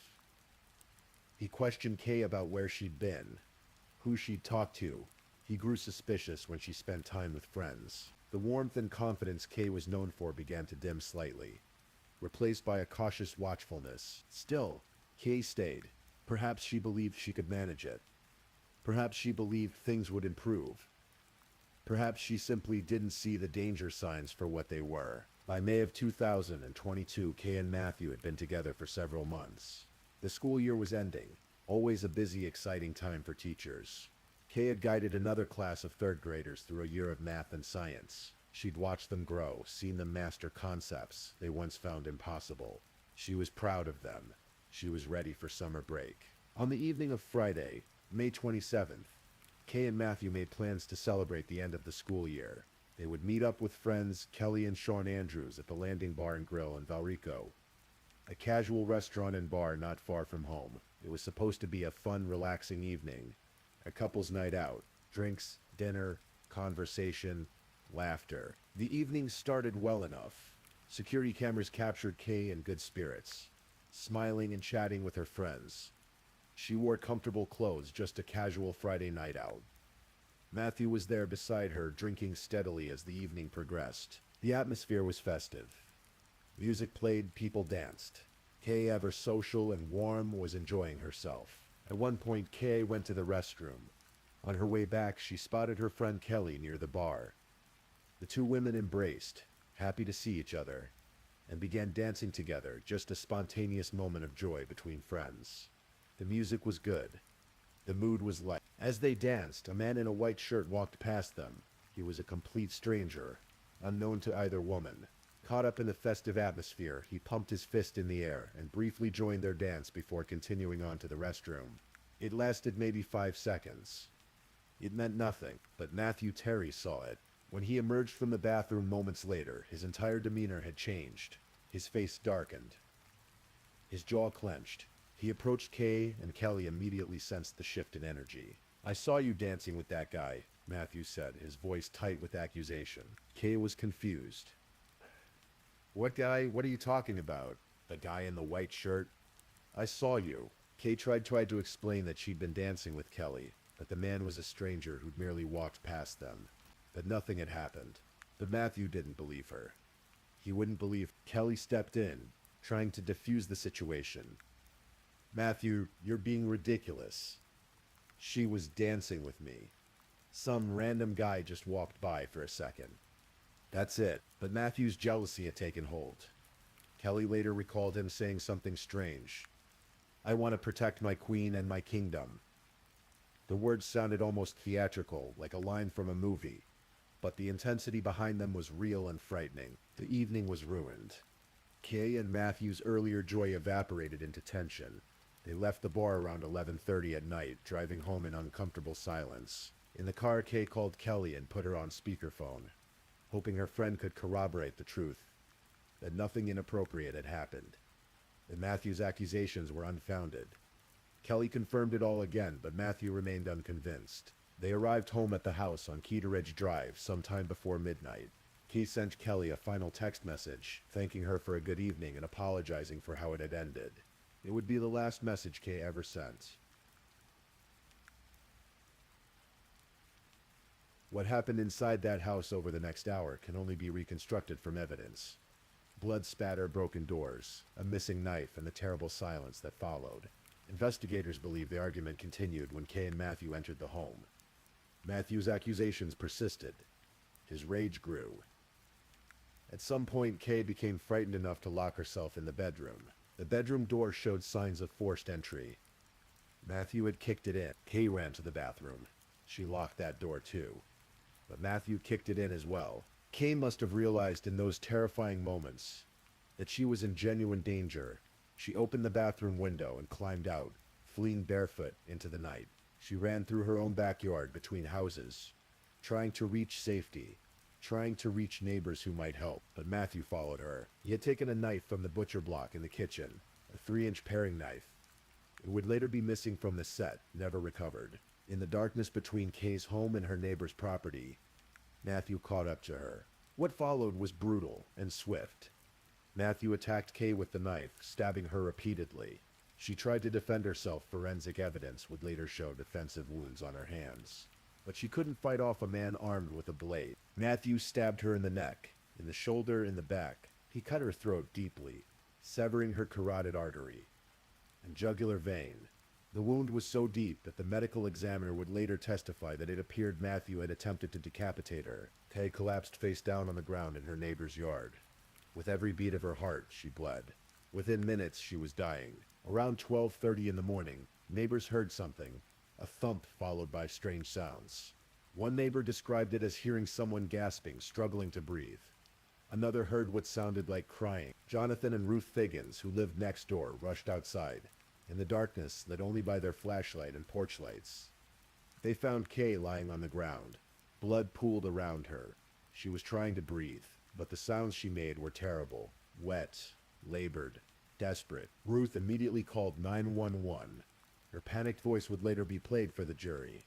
"There's a woman in our yard. She's hurt. There's so much blood. Please hurry." Another neighbor, Douglas Hicks, came outside as well. He tried to help, tried to comfort Kay, but it was clear she was gravely injured. He would later testify that he could hear her gasping for air, that he knew she was dying. Hillsborough County Sheriff's deputies arrived within minutes, but it was too late. Kay Baker was pronounced dead at the scene. She was 43 years old. Deputies immediately searched the area. Inside Kay's home, they found a house of horrors, blood trails, kicked-in doors, signs of a violent struggle. One knife was conspicuously missing from the butcher block in the kitchen. Outside, they discovered something else. A blood trail leading away from Kay's body, through the yard, into thick brush and an overgrown line of trees. Someone else was out there. Deputy Brian Polito and his canine partner Champ, a bloodhound specially trained for tracking, were called to the scene. Polito collected a scent article from a leaf with a drop of blood on it. He presented it to Champ and gave the command to track. Champ immediately picked up the scent and began following the trail. Through yards, into the woods, deeper into the darkness. Polito followed, his flashlight cutting through the shadows, his body cam recording everything. After several minutes of tracking, Champ alerted. They'd found something. It was there, lying flat on the ground among the trees, concealed in the undergrowth, was Matthew Terry. He was wearing only a blood-soaked t-shirt and underwear. His hands, arms, and chest were covered in blood. He has blood. He had lacerations on his fingers and hands, likely from gripping the blade, and he had 2 small symmetrical puncture wounds on either side of his neck. Those neck wounds would become a point of contention. Matthew's defense would later claim they proved he'd been attacked by an intruder, that some phantom killer had murdered Kay and then turned on Matthew. But investigators saw something different. The wounds were too clean, too symmetrical, too superficial. They appeared to be self-inflicted. A half-hearted suicide attempt after Matthew realized what he'd done. Deputies ordered Matthew to show his hands. He was arrested immediately and charged with first-degree murder. At the scene, Matthew refused to make any statements without legal representation.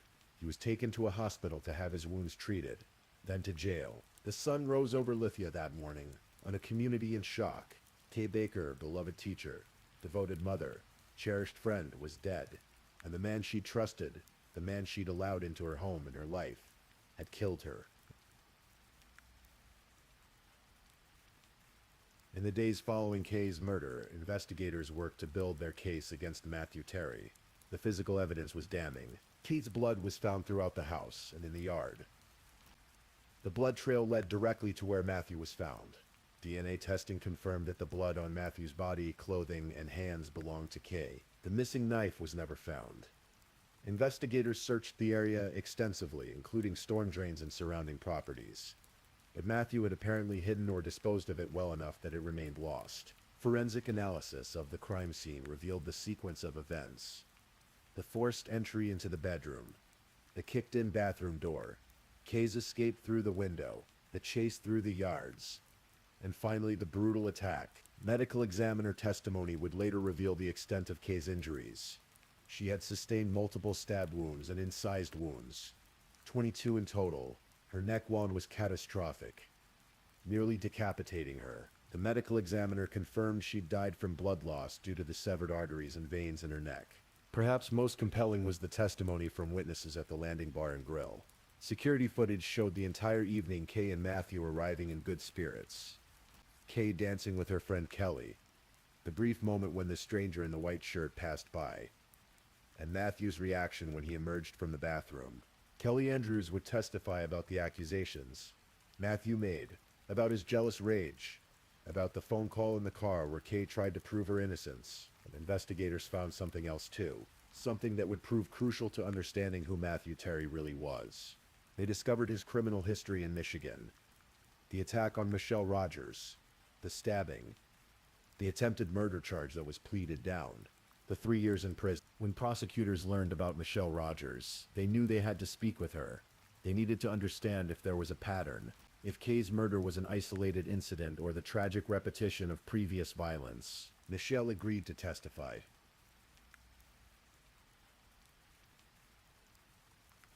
Matthew Terry's trial began in November of 2022, just 6 months after Kay's murder. Florida law grants defendants the right to a speedy trial, and Matthew had chosen not to waive that right. This meant prosecutors had to prepare their case rapidly, dedicating enormous resources to ensure they were ready. The case had also become politically charged. The original Hillsborough State Attorney, Andrew Warren, had decided not to seek the death penalty, but in August of 2022, Florida Governor Ron DeSantis suspended Warren from office over unrelated policy disagreements. He appointed Susan Lopez as the interim state attorney. One of Lopez's first decisions was to reverse course and seek the death penalty against Matthew Terry. She argued that his actions were especially heinous, cruel, and atrocious, and that given his history of violent behavior, a death sentence was warranted. Matthew's public defenders fought this decision vigorously, even subpoenaing Lopez to testify about whether political motivations had influenced her choice. The motion was ultimately denied, but the controversy added an extra layer of intensity to an already high-profile case. The trial itself lasted 5 days. Prosecutors presented a methodical, devastating case. They played the 911 calls, Ruth Figgins' panicked voice reporting a woman dying in her yard, the desperation and horror audible in every word. They showed body cam footage from the night of the murder, deputies entering Kay's blood-soaked home, the kicked-in doors, the trail of blood leading outside, and finally the canine track that led to Matthew Terry hiding in the woods. Neighbors testified about what they'd heard and seen. Douglas Hicks described finding Kay gasping for air, the terrible sound of someone drowning in their own blood. The medical examiner testified about Kay's injuries in clinical, precise detail. The jury saw autopsy photos. They heard about the severed arteries, the near decapitation, the defensive wounds on Kay's hands. Kelly Andrews took the stand and recounted the evening at the bar, Matthew's unfounded accusations, his possessive behavior, his strange talk about protecting his queen and kingdom. But the most powerful testimony came from Michelle Rogers. On the second day of the trial, Michelle flew to Florida from Michigan. She took the witness stand and through tears told the jury what Matthew Terry had done to her 5 years earlier. She described St. Patrick's Day 2017 in excruciating detail. The bar hopping, Matthew's increasing intoxication, The attack in their home, the stabbing, the bite marks, lying in the snow, convinced she was going to die. I remember thinking, if you don't get this knife from him, he's going to kill you, Michelle testified. The parallels were unmistakable. Both attacks involved alcohol. Both involved jealousy. Both involved kitchen knives. Both involved neck stabbings. Both occurred after the women tried to escape. The only difference was that Michelle had survived. Matthew's defense attorneys tried to offer an alternative theory. They suggested that a phantom home intruder had attacked Kay and then stabbed Matthew when he tried to chase the intruder down. They pointed to the wounds on Matthew's neck as proof of this theory. They questioned why only 10 of the 50 blood samples had been tested for DNA. They noted the absence of the murder weapon. They tried to create reasonable doubt, but in closing arguments, prosecutor Justin Diaz dismantled this theory piece by piece. "Do not believe in the phantom killer," he told the jury. "One person has Kay Baker's blood on his hands, both literally and figuratively. Matthew Terry killed Kay Baker. He ran from the scene. Those wounds on his neck, they're self-inflicted. He tried to end his own life after he realized what he'd done." Matthew Terry had initially expressed a desire to testify in his own defense. Multiple times he told the judge he wanted to take the stand, but ultimately, following his attorney's advice, he chose not to.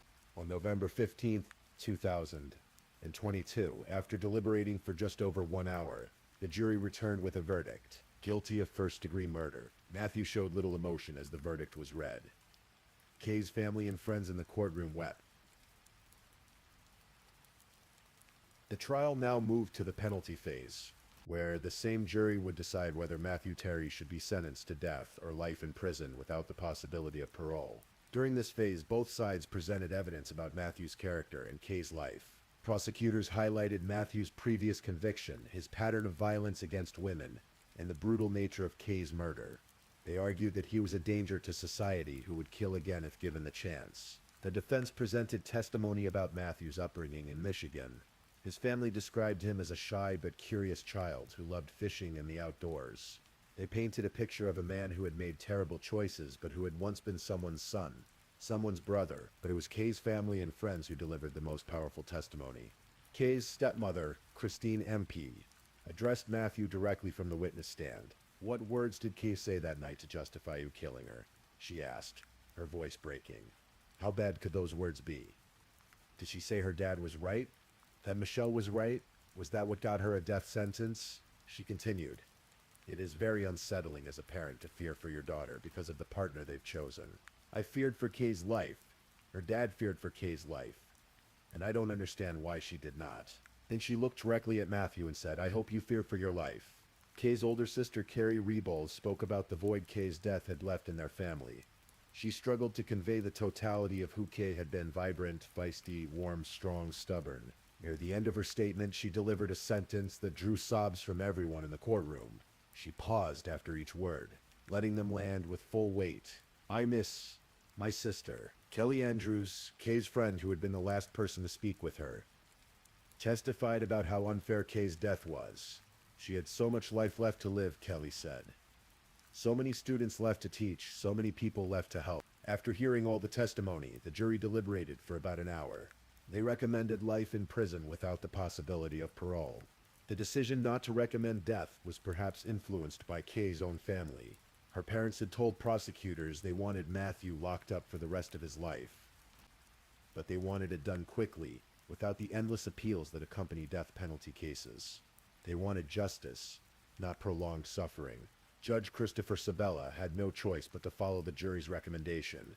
He sentenced Matthew Terry to life in prison without the possibility of parole. Before imposing the sentence, Judge Sabella addressed Matthew directly. "I don't know what happened in Michigan, as far as the trial and the sentence, but based on what I heard, I believe you should have been in prison in Michigan, and that Miss Baker should still be alive. This is Florida, and you're going to prison for the rest of your life." Matthew Terry, now 48 years old, was taken from the courtroom in handcuffs. He would spend the rest of his life in a Florida state prison. In the months and years following Matthew Terry's conviction, Kay Baker's loved ones worked to keep her memory alive. At Cypress Creek Elementary School, teachers and students created a memorial in Kay's honor. They planted a tree in the schoolyard. They established a scholarship in her name for students pursuing education degrees. They made sure that Kay's dedication to children and learning would not be forgotten. Kay's two sons, Mason and Nicholas, now young men, continue to navigate life without their mother. They carry her memory with them, her warmth, her dedication, her unconditional love. Michelle Rogers, the woman who survived Matthew Terry's first attack, has become an advocate for domestic violence awareness. She speaks openly about her experience, hoping to help other women recognize the warning signs of dangerous relationships. Someone had to die for the truth to be known, Michelle said in an interview after the trial. And that's heartbreaking. She's right. Kay Baker's death was entirely preventable. If Matthew Terry had served his full sentence in Michigan, if parole boards had listened to Michelle's warnings, if there had been more serious consequences for his first attempt to murder a woman, but none of those things happened. And so, Kay Baker, a woman who dedicated her life to helping others, died alone and terrified in a neighbor's yard, killed by a man she trusted. Her death serves as a stark reminder of the dangers of domestic violence, of the importance of believing victims, of the need for our justice system to take violence against women seriously. Kay's obituary requested that in lieu of flowers, donations be made to domestic violence support organizations. It was a fitting final request from a woman who, even in death, thought of others. Matthew Terry attempted to appeal his conviction in December of 2022, claiming his attorney had lied to him about testifying. Judge Christopher Sabella denied the motion immediately, saying, "I mind to deny the motion for judgment of acquittal and the motion for a new trial." As of now, Matthew Terry remains incarcerated in a Florida state prison, where he will spend the rest of his life. Kay Baker is buried at Hopewell Memorial Gardens in Plant City, Florida. Her gravestone includes the dates April 29th, 1979 to May 28th, 2022. Just 43 years. Far too short. But in those 43 years, Kay touched countless lives. She taught hundreds of students. She showed up for her sons every single day. She made people smile. She gave generously. She loved deeply. In the end, that's what we remember about Kay Baker. Not how she died, but how she lived. A teacher, a mother, a friend, a light in her community. Gone, but never forgotten. Please, if you're still awake, let's move on to our last story.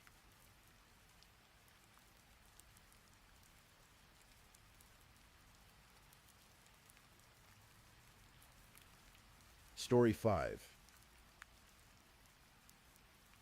Tonight we're going to tell a story that unfolds slowly, quietly, like the turning of pages in an old book. This is a story about a young woman whose life appeared perfect from the outside, but behind the carefully curated images, something darker was taking shape. Our story begins not in Texas, where it will end, but in a small town in northwestern Pennsylvania. A town called Youngsville, where the winters are cold and the summers are green, and where people know their neighbors by name. It was here, in Warren, Pennsylvania, on a February day in 1994, that a baby girl was born to Michael and Stacy Robineau. They named her Alexis Lee. From the beginning, Alexis, or Lexi as her family called her, was bright. Not just bright in the way parents see their own children, but genuinely, measurably intelligent. She grew up in Youngsville with her two younger sisters, Toby and Riley. The Robineau home was filled with the ordinary chaos of three daughters, but Alexis seemed to navigate it all with grace. Her mother, Stacy, was a teacher. She understood learning, understood potential, and she saw both in her eldest daughter. By the time Alexis reached high school, she had become the kind of student teachers remember years later. She was curious about everything: science, health, the mysteries of how the body works. She graduated from Youngsville High School in 2012 as class historian summa cum laude. Her grade point average kept her in the top 2% of all University of Pittsburgh students throughout her entire college career. And think about that for a moment. The top 2%, not just good, but exceptional. She chose the University of Pittsburgh at Bradford, a small campus nestled in the Allegheny Mountains. There she studied biology with minors in nutrition and psychology. The human body fascinated her, how it worked, how to keep it healthy, how nutrition affected everything from mood to energy. She graduated in 2016 with her degree. and the world seemed to open before her. But something happened during what she called her gap year, something that shifted her path.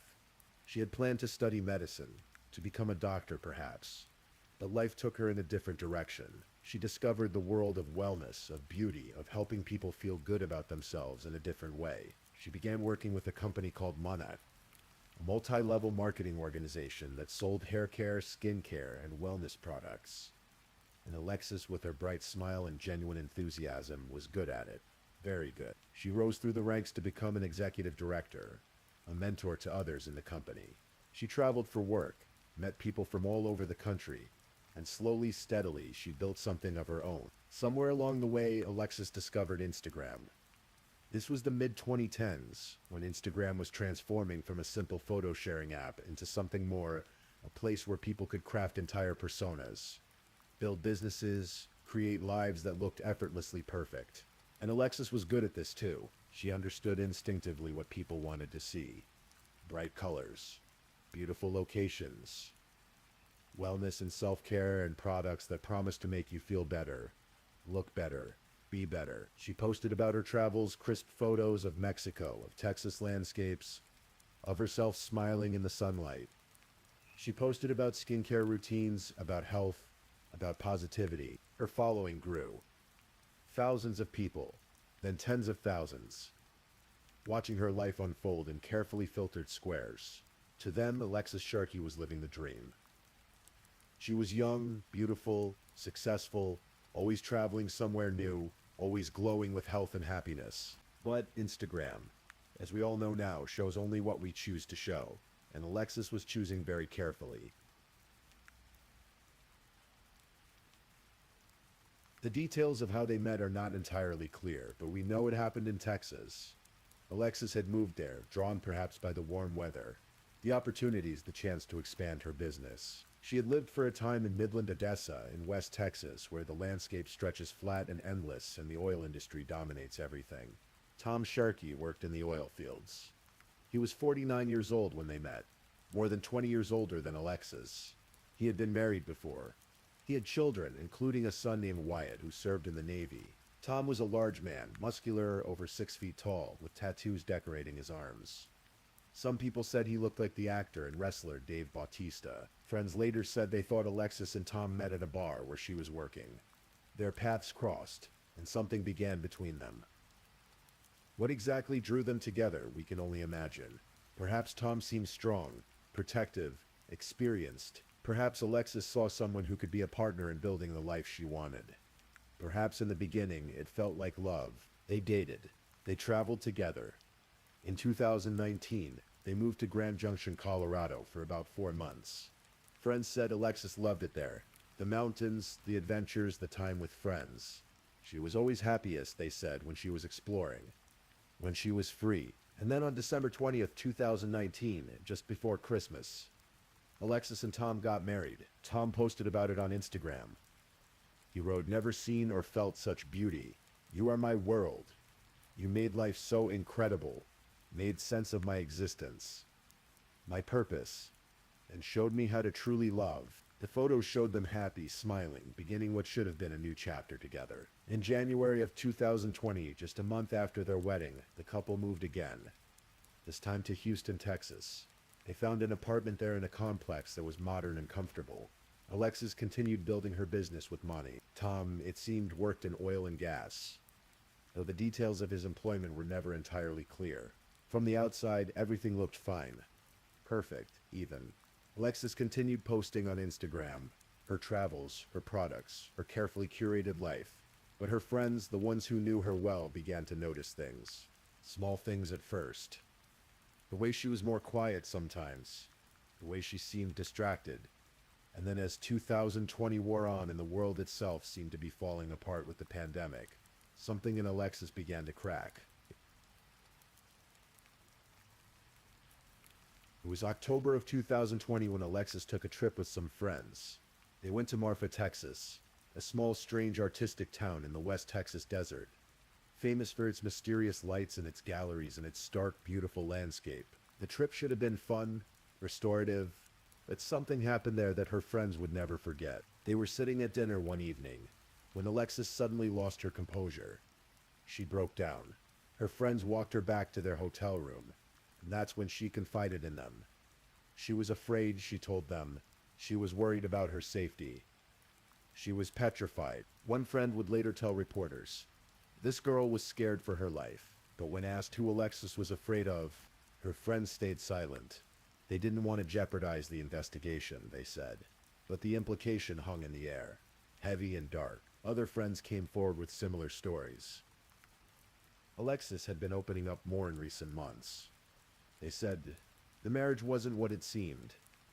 There were problems. Serious problems. She had told friends that she and Tom fought, that things had become controlling, manipulative, that there was violence. One friend recalled Alexis saying something chilling. "He strangles me and chokes me out, and I black out and wake up on the bathroom floor every single time." Think about those words for a moment. Every single time. Not once. Not a terrible mistake.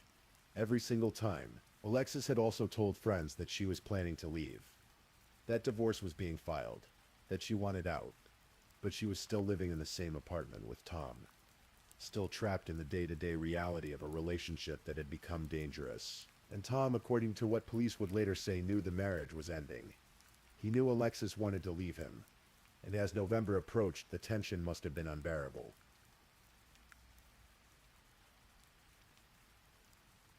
Thanksgiving in 2020 fell on November 26th.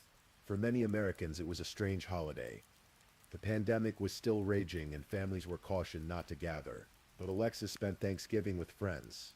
Not with Tom. They shared a meal together, and it must have felt for a moment like safety. The day before Thanksgiving, November 25th, Alexis spoke with her mother on the phone. They made plans. They were going to spend Christmas together. Alexis was going to book flights. Stacy Robineau, back home in Pennsylvania, looked forward to having her daughter home for the holidays. It was the last time mother and daughter would speak. Friday, November 27th. The day after Thanksgiving. Alexis was last seen alive around 6 o'clock in the evening. What happened in those hours is something only one person truly knows, but we can piece together what came next. Tom later told a story about that evening. He said they had been arguing. He said Alexis couldn't drive under the influence, that she left anyway. He said she understood me, I understood her. We didn't fight when she left, but friends said Alexis was usually inseparable from her phone. She was active on social media constantly, and suddenly on that Friday evening she went dark. No calls, no texts, no Instagram stories, nothing. For someone like Alexis, whose entire business and social life revolved around her online presence, this silence was deafening.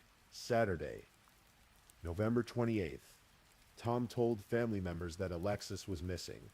He posted on Instagram, thanking followers for their help in finding her. He said he was receiving death threats from people who accused him of being involved. He defended himself online, saying people should be ashamed of themselves for pointing fingers. But he didn't call the police himself. It was her mother and her friends who raised the alarm, who knew something was terribly wrong. And then around 8:30 that Saturday morning, a city worker made a discovery that would shock the nation. The location was the 1000 block of Red Haw Lane in West Houston, in an area called the Energy Corridor. It's near Interstate 10 and Eldridge Parkway, not far from where Alexis and Tom lived, but far enough that she couldn't have walked there easily. The city worker saw something in the bushes by the side of the road. As he approached, the shape resolved into something terrible. It was a body, a woman. She was nude, lying there as if she had been left, discarded. The police were called. The medical examiner arrived. And later that day, Tom Sharkey went to the Harris County Medical Examiner's office to identify his wife's body. For weeks, the cause of death was unclear. The medical examiner worked slowly, carefully. They needed to rule things out, to be certain. 7 weeks passed, and for 7 weeks, Houston held its breath. The story had gone national. A beautiful young influencer, found dead and naked by the side of the road. The mystery of what happened to her consumed social media. And then on January 19th, 2021, the medical examiner released their findings. Alexis Lee Robineau Sharkey had died by strangulation. Her death was ruled a homicide. Someone had killed her with their hands around her throat, squeezing until she could no longer breathe, until her brain was deprived of oxygen. until her heart stopped beating. There was no trauma to the rest of her body. No signs that she had walked to where she was found. No attempt had been made to conceal her. She had been strangled, and then she had been dumped like trash on a Houston street. After the medical examiner's announcement, the Houston Police Department investigation intensified. They interviewed friends. They talked to family. They collected evidence. And slowly, methodically, they built a case. Tom Sherkey's behavior during this time was, according to detectives, strange. He left Texas about 2 weeks after Alexis's body was found. He didn't make funeral arrangements for his wife. That responsibility fell to her mother, Stacy Robineau, who planned a private service and deliberately kept it secret from Tom. The medical examiner even changed Alexis's next of kin from her husband to her mother. This was unusual. This was significant. Tom moved to Georgia. Police tried multiple times to contact him to get him to come in for questioning, to provide a DNA sample. In early August of 2021, Tom finally agreed to meet with detectives. They traveled to Georgia, but Tom never showed up. He later gave what detectives called a very bizarre story about why he had disappeared. Shortly after that, he relocated again, this time to Florida, to Fort Myers, where he was staying with his daughter and her partner. Throughout this time, Tom maintained his innocence online. He posted memories of Alexis on Facebook. He called her the most amazing woman. He said people didn't understand. He said their marriage had been good, that he had been the one supporting her, building her back up when she was stressed. But detectives were building a different picture. They documented a history of domestic violence in the relationship. They confirmed that Alexis had been talking about divorce. They established that Tom was evasive, untruthful, trying to throw them off by suggesting other possible suspects. And most importantly, they determined something crucial. Tom Sharkey was the only person who had the means, motive, and opportunity to have killed Alexis. The means. He had physical access to her. He was strong enough to strangle her. The motive. The marriage was ending. She was leaving him. For someone who had written, "You made sense of my existence," the loss of Alexis must have been intolerable. The opportunity. They lived together. She was last seen on that Friday evening at their apartment.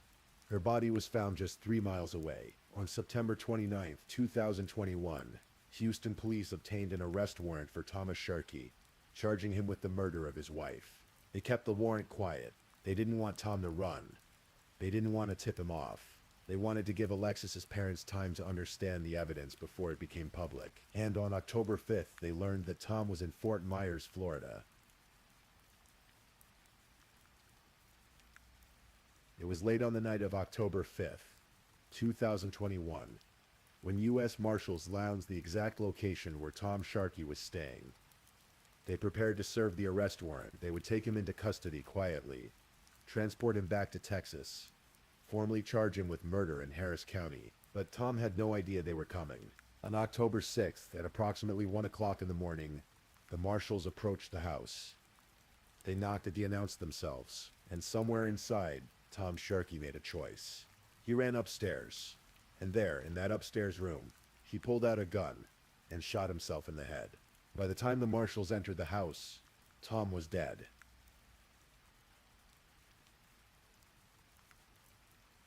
And so the case ended, not in a courtroom, but in a house in Florida with a gunshot wound. Tom Sharkey never stood trial. He was never formally charged. He never had to answer for what he had done. There was no jury, no testimony, no victim impact statement where Alexis's mother could look at him and tell him what he had taken from their family. Instead, there was just silence. The kind of silence that leaves everyone unsatisfied, angry, grieving without the closure that a trial might have brought. Sergeant Michael Burrow of the Houston Police Department held a press conference. He said, "I would like to emphasize that this has been a very tragic series of events for both families, the Robineaus and the Sharkeys. They've been through hell, essentially." He confirmed that no one else was suspected of involvement in Alexis's death. The investigation was closed. The killer had been identified, and the killer was dead. Alexis's mother, Stacy Robineau, had believed from the beginning that Tom was responsible. She had said early on that her daughter's death was no accident, that it was intentional, and in the end the police agreed with her, but she never got to see him face justice. On what would have been Alexis's 27th birthday, January 24th, 2021, Stacy wrote on Facebook, "We are still reeling from the realization that you are no longer on this earth, and we are simply crushed. Today, and every day, it is fitting to celebrate and remember your beautiful soul, spirit, and life. You reminded us to cherish and embrace every single day of this life, which is exactly what you did. We will." If you look at Alexis Sharkey's Instagram now, it's frozen in time. The last post is from November 22nd, 2025 days before she died. It's a photo from Tulum, Mexico. She's smiling, backlit by sunshine, looking carefree and happy. The comments underneath are filled with memorials now. People who never met her, mourning someone they only knew through a screen. People sharing their own stories of domestic violence, of escape, of survival. People angry that Alexis didn't get to escape. Her friends remember her differently. They remember her laugh, the way she lit up a room. They remember her intelligence, her work ethic, how she had built something real with her business. They remember the warmth she showed to everyone, even when she was struggling herself. Brittany Pember, who worked with Alexis at Monage, said, "She worked her butt off to get to where she was, and to see such success in a person who was just a couple years older than me was absolutely incredible." Lauren Norling Martin, another friend, described the moment she learned about the arrest warrant. "I think this news we all kind of knew, but this just made it that much more real. I'm angry and sad all over again, but ready for justice to be served for our friend." But justice in the traditional sense never came. What we're left with is a story that repeats itself too often. A young woman with her whole life ahead of her. A relationship that became dangerous. Friends who saw the warning signs but couldn't save her. And a man who, rather than face what he had done, chose to end his own life. Late at night, when stories like this one settle into our minds, we're left with questions. Questions that don't have easy answers. Could Alexis have been saved? If someone had intervened earlier, if the police had been called during one of those fights, if she had left sooner, would she still be alive? Why didn't Tom let her go? Why does someone who claims to love another person choose violence instead of letting them leave? What transforms love into possession, into control, into the kind of rage that ends in strangulation? And what about the people who are living this story right now? The people trapped in relationships that are slowly and visibly becoming dangerous. How do we help them? How do we create a world where leaving is easier, safer, more possible? These are the questions that keep us awake. These are the questions that cases like Alexis Sharkey's force us to confront. According to the Centers for Disease Control, intimate partner violence affects millions of people in the United States every year. Strangulation is one of the most dangerous forms of domestic violence. Those who have been strangled by a partner are significantly more likely to be killed by that partner in the future. It's a warning sign, a red flag, a scream for help that often goes unheard. Alexis told her friends she was being strangled. She told them she would black out and wake up on the bathroom floor. Every single time. And somehow, despite telling people, despite confiding her fear, she didn't escape. This isn't a judgment of Alexis. Leaving an abusive relationship is one of the most dangerous times for the victim. It's complicated by finances, by fear, by love that hasn't entirely died, by hope that things might change. It's complicated by a society that still asks, why didn't she just leave? Instead of asking, why did he hurt her? Alexis Sharkey tried to leave. She was planning to leave. She talked about divorce, and it may have been that decision to leave that ultimately led to her death. And so we come to the end of this story. Not a satisfying end, perhaps. Not the kind of ending where justice is served in a courtroom and a family can breathe easier knowing their loved one's killer is behind bars. But an ending nonetheless. Alexis Lee Robinow Sharkey was 26 years old when she died. She was intelligent, ambitious, kind. She loved health and wellness. She loved her friends. She loved her family. She worked hard and built something she was proud of. She had plans for Christmas with her mother. She had a whole life ahead of her. And all of that was taken from her on a November night in 2020 by someone who had promised to love her. If you're listening to this and you recognize yourself in Alexis's story, if you're in a relationship that frightens you, if someone has hurt you, if you've been strangled or threatened or controlled, please know that there is help. The National Domestic Violence Hotline is available 24 hours a day at 1-800-799-7233. You can also text START to 88788. You deserve to be safe. You deserve to be free. And if you knew someone like Alexis, if you have a friend who might be in danger, trust your instincts. Sometimes the act of reaching out, of saying I'm worried about you, can make all the difference. Rest now. Let this story settle. Let yourself feel whatever you need to feel. Sadness, anger, frustration at a system that didn't protect her.